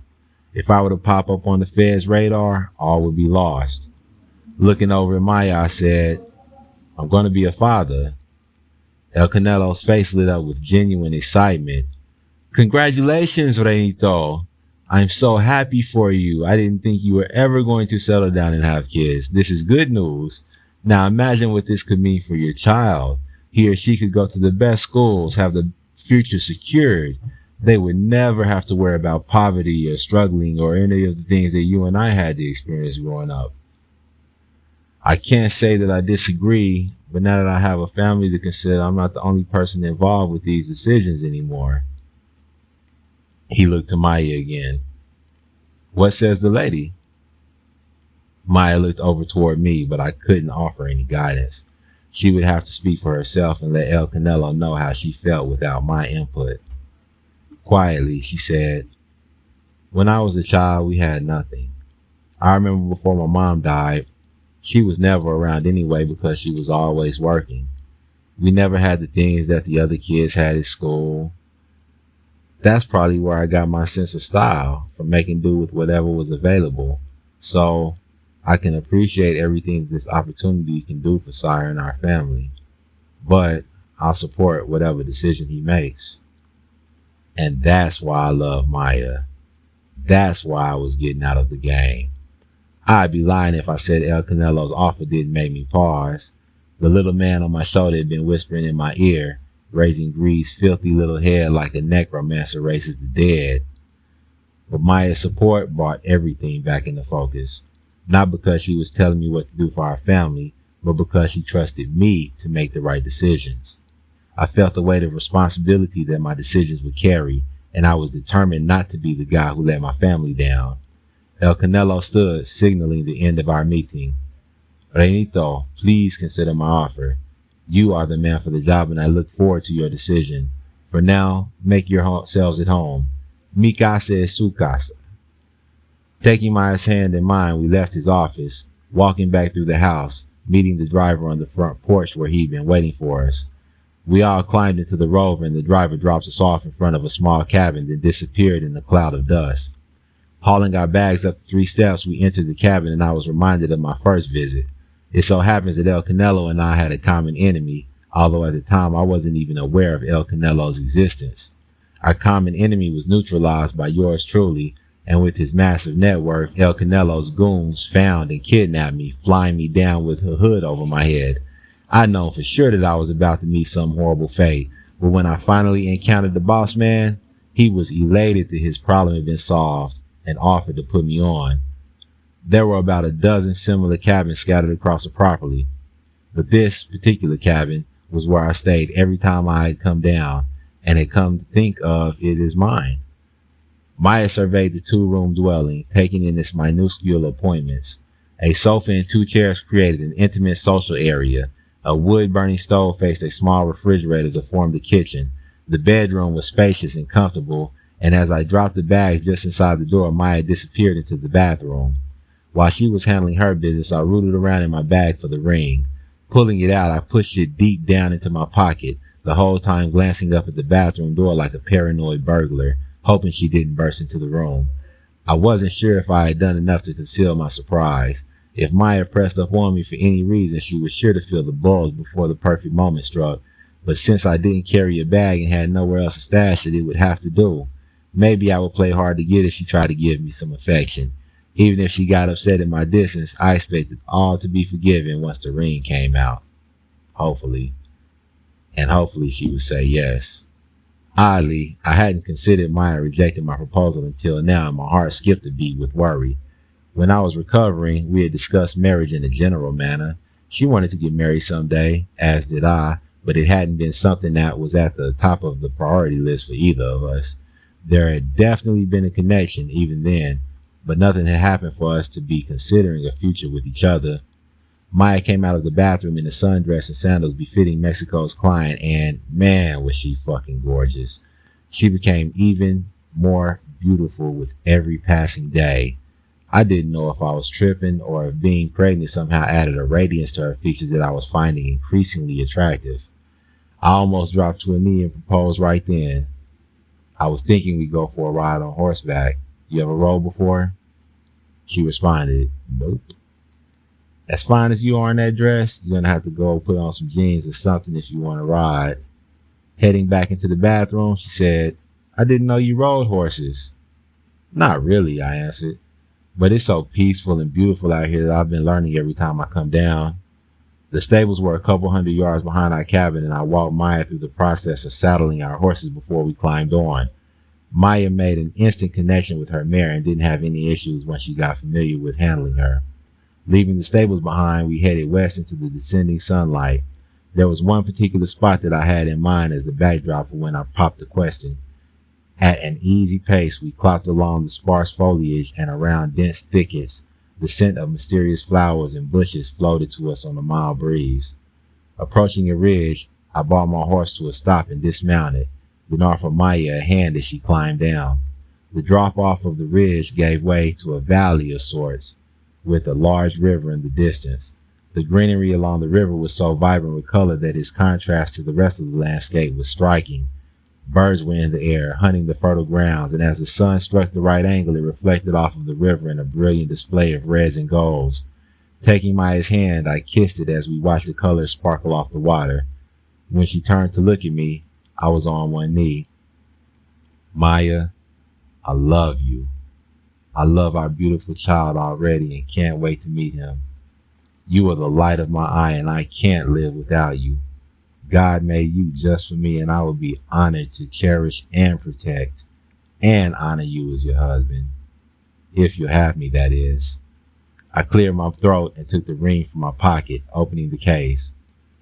What I'm trying to say is, Maya, will you marry me? Will you make me the happiest man ever and be my wife? Maya's hands covered her face as her eyes began to water. Throwing both arms around my neck, she bent over and kissed me, then dropped to her knees, meeting me eye to teary eye.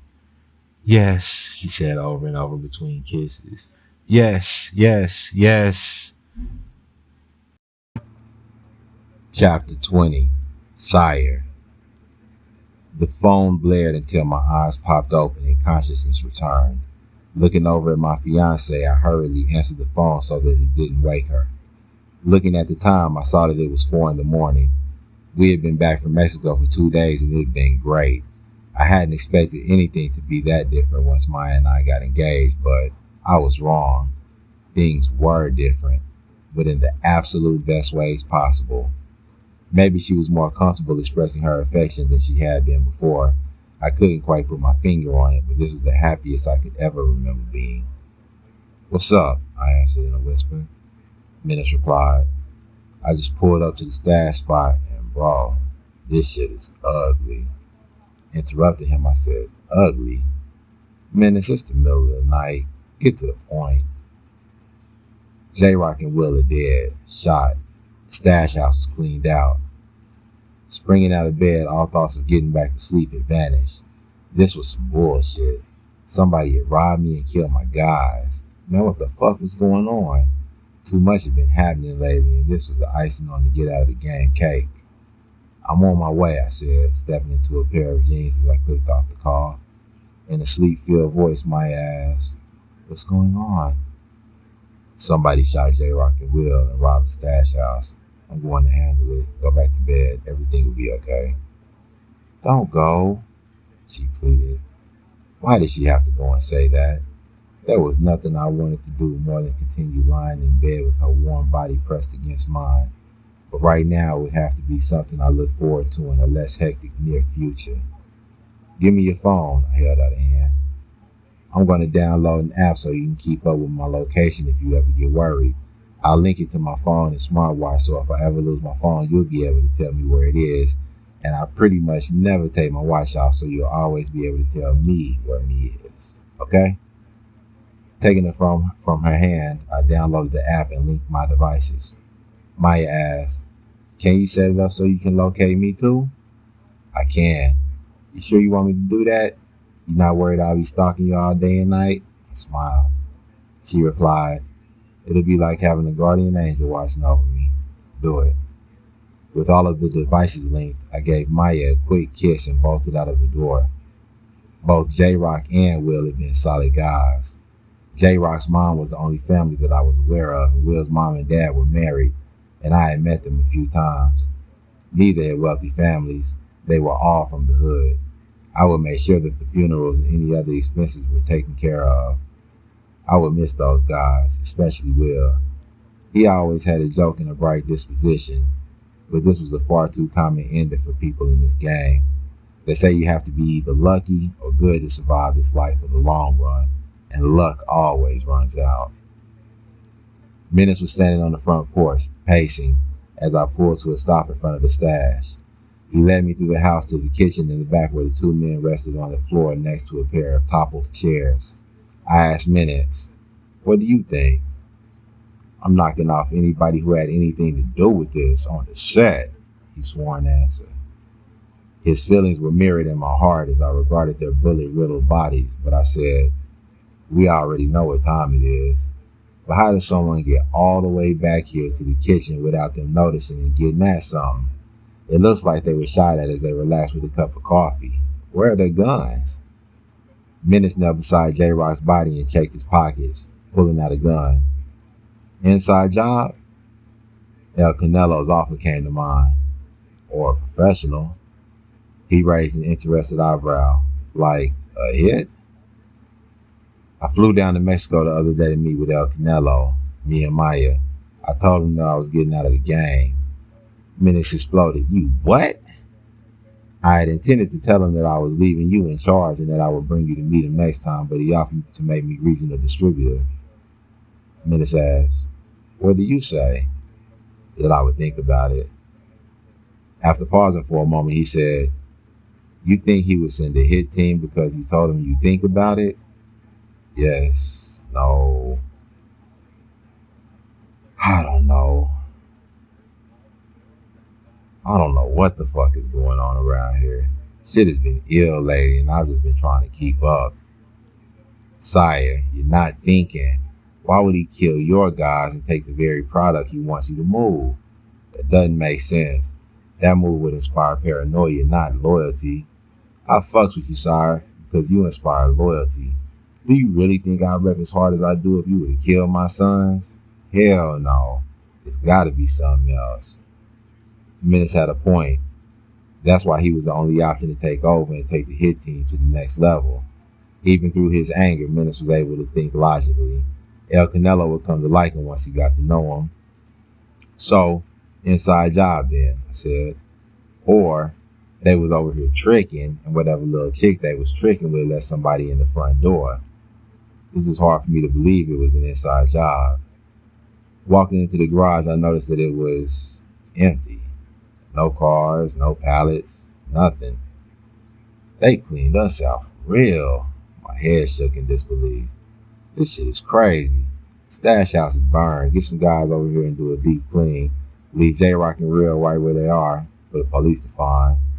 I want them to have a proper burial so that families can get some closure. Everything else needs to forget our existence. No prints, no hairs or fibers, nothing. Clean this motherfucker up.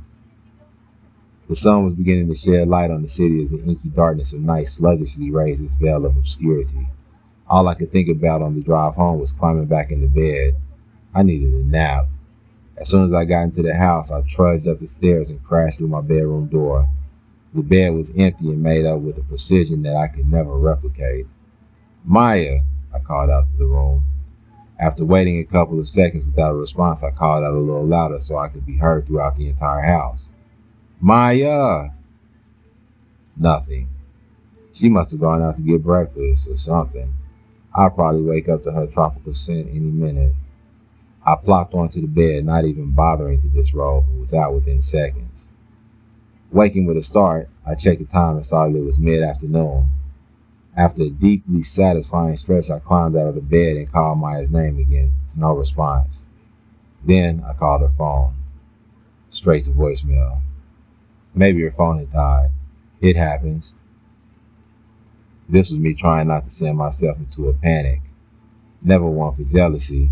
I had always looked down on the crazy ass niggas that kept tabs on their women each and every minute. But I was feeling a little crazy right now. Seeing my two guys like that this morning had me a little shook, and El Canelo was still in the back of my mind. I was fucking worried about Maya. Chapter 21. Maya. I want 30% of that work, Andrea said. Dago paced around the room. Hell nah, that wasn't part of the deal. I get Maya out of the way for you, and I get the dough. Well, the deal has changed. You heard her. Sire's getting out the game. It's time to build my own empire. The Queen's reign has begun, and I'm collecting my first taxes. He slammed a fist into his palm. Fuck that. I could just kill you. Shaking his head, Dago said. Then this whole mess would be sitting right here in your lap, and you know you don't want that. Actually, that idea sounded better and better every minute. Not long after Sire left, Dago had just appeared in the bedroom, standing over my sleeping frame. Something had been tugging at me, pulling my consciousness from the abyss of my slumber and waking me with a start. Holding a gun, he told me to get up, but I was naked and ended up wrapping the sheet around my body as I climbed from the bed. He allowed me to put on some clothes, but holding the sheet was making it nearly impossible, so I dropped it and hurriedly threw on some leggings and a sweater. When we got outside, he opened the back door and slid into the back seat of a Charger after me. Looking into the front, I saw Andrea behind the wheel. I asked her what was going on, but she remained silent. We ended up driving to a cabin about 30 minutes outside of the city and remained ever since. A gun appeared in Andrea's hand and she stroked the surface with her thumb. Yeah, I can dump both of you in the lake and put the work up somewhere. Everybody will think you either killed her and took off, or you ran off together. You two have been knowing each other. You could have set this whole thing up together, and the queen comes out smelling like roses. Even though I was their prisoner, the only thing I felt was anger. How could they do this right when things were starting to change for me? I was pregnant. How dare they try to harm my child? When Sire came, they were going to be in for a whole shit show. Somewhat surprised that Sire hadn't already shown up, I glanced down at my smartwatch. I had never had a chance to grab my phone, but my heart soared at the fact that I slept with my watch on, and they hadn't thought to remove it. As long as I had it, Sire would be able to find me. I just had to wait on Sire to get worried enough to start looking, and hopefully these two idiots wouldn't decide to kill me before that happened. That's fucked up, Dago said.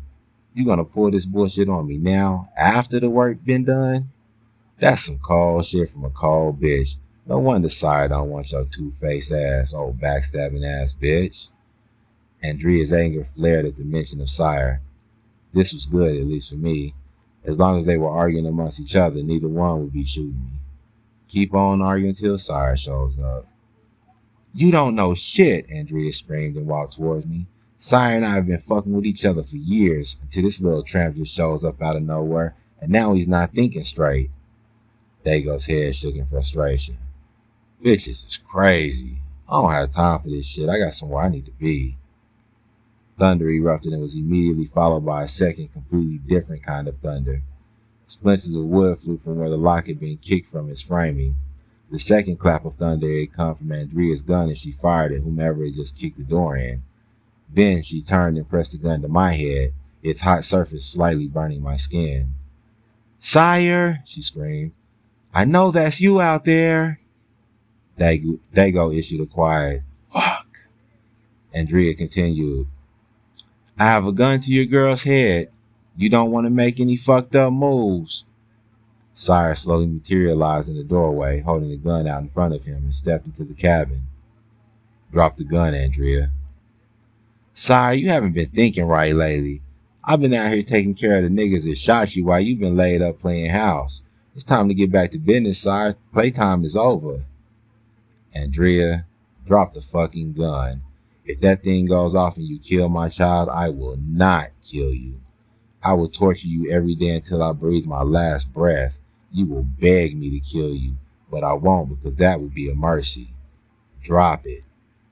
Sire took a couple steps into the cabin. I could hear Andrea taking short, quick inhalations as she said, You haven't been yourself lately. Maya got your head all fucked up. You haven't been on top of your business like you normally are. Look at everything that's happened since she's been around. She's brainwashing you. Can't you see that? While Maya and Sire exchanged pleasantries, While Andrea and Sire exchanged pleasantries, Dago had been inching closer to the hallway, unnoticed. Understandably, Sire's primary focus was my safety, and I appreciated that. The more I thought about it, Sire was getting out the game anyway. The drugs that Andrea and Dago had been arguing over were souvenirs of a past that Sire was leaving behind. Even though I had said yes to his proposal, I still held reservations. This was life-changing, and I hadn't planned for it.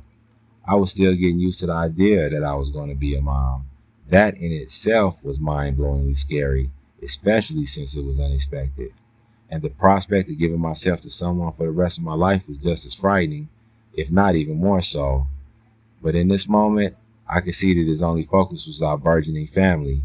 Unsure if the reservations would fade entirely, I had to admit that what I was seeing before me was akin to a wrecking ball crashing into those uncertainties. But at the same time, I knew he would come for me. Sprinting into the hallway, Dago's sudden movement caused Sire to react, but he saw that Dago was running and not a threat and immediately turned his attention back to me and Andrea. She said, "He's going to get away with all the work." "Andrea, this is the last time I'm going to tell you to drop it. The only reason I haven't dropped you already is because of the love I have for you, but you're pushing it. Drop it now." "Sire," she whined, "she's the problem, not me." Andrea's words were interrupted by another clap of thunder, this one distinguishable from the previous two not only in volume and depth, but also by the shower of warm droplets that rained down onto my head. I was immediately nauseous. Then I heard the thump of Andrea's body hitting the hardwood floor. Sire rushed over to me as the headlights of Dago's Charger framed him in silhouette for a second before the car turned and sped away. Dropping to his knees, he laid a hand on my stomach and wrapped his other arm around my shoulder and kissed me. "Are you okay?" he asked, voice heavy with emotion. "I love you, Maya. I was so scared. I thought I was going to lose you." "I love you too, Sire. I'm okay," I responded through tears and a smile. "I knew you'd come." "I'll always come. You're mine now, and I already told you that I wasn't going to let anything happen to you," Sire said, scooping me up into his arms and turning for the door. Draping my arms around his neck, I said, "Dago is getting away with everything." Shoulders shrugging, his long stride carried me outside. "I don't care. He can have that shit. We're getting away, me and you, right now, and we're never coming back." "What about my brother?" I asked. "We'll send him an email." 1 year later. Choices. We're given the opportunity to make them every day. Sure, some are better than others, but hopefully we can all make more right choices than wrong, because the wrong ones always had a way of coming back and biting me in the ass. The jury was still out on if I had made the right choice, but every time I looked down in the prince's chubby little face, I couldn't help but feel that I had. I hadn't heard a word about Dago, but my ears weren't necessarily tuned into that frequency anymore. Maya and I had driven west until solid pavement turned to a never-ending expanse of water. Birds floated on the breath of thermals until diving into the water and popping back up a second later, then taking to the air again with a full belly as we stood in the very spot on this beach where we first stopped a year ago. Only this time, Maya held our son as a mild Pacific breeze washed over us. Not even a mile away, our new home was under construction, so we had been staying in a cozy little condo as I worked my way into the local cannabis scene in an effort to start my grow room business. Things had been slow until word of mouth brought a digital marketing guru through the door of my small storefront. Then things got crazy and I was inundated with more orders than I could dream of fulfilling myself. So I hired a few guys and became a bona fide employee of the legal variety, and business was booming. And Maya, our son, couldn't have asked for a more attentive mom. I couldn't have asked for a more supportive wife. All of this success was because of her. Maya pushed me to believe in myself, motivated me to not give up. She bought coffee on my late nights and made sure that I ate, all without a word of complaint. It was almost as if she wanted me to succeed just as much, if not even more than I did. And instead of coming off as nagging and pushy, she knew how to give me exactly what I needed, when I needed it. Unsure if it was due to our natural bond or her compassionate spirit, I was blessed to have someone so tuned into me. Surely, I wouldn't be as intuitive as Maya, but I was determined to give her the world and anything else she wanted.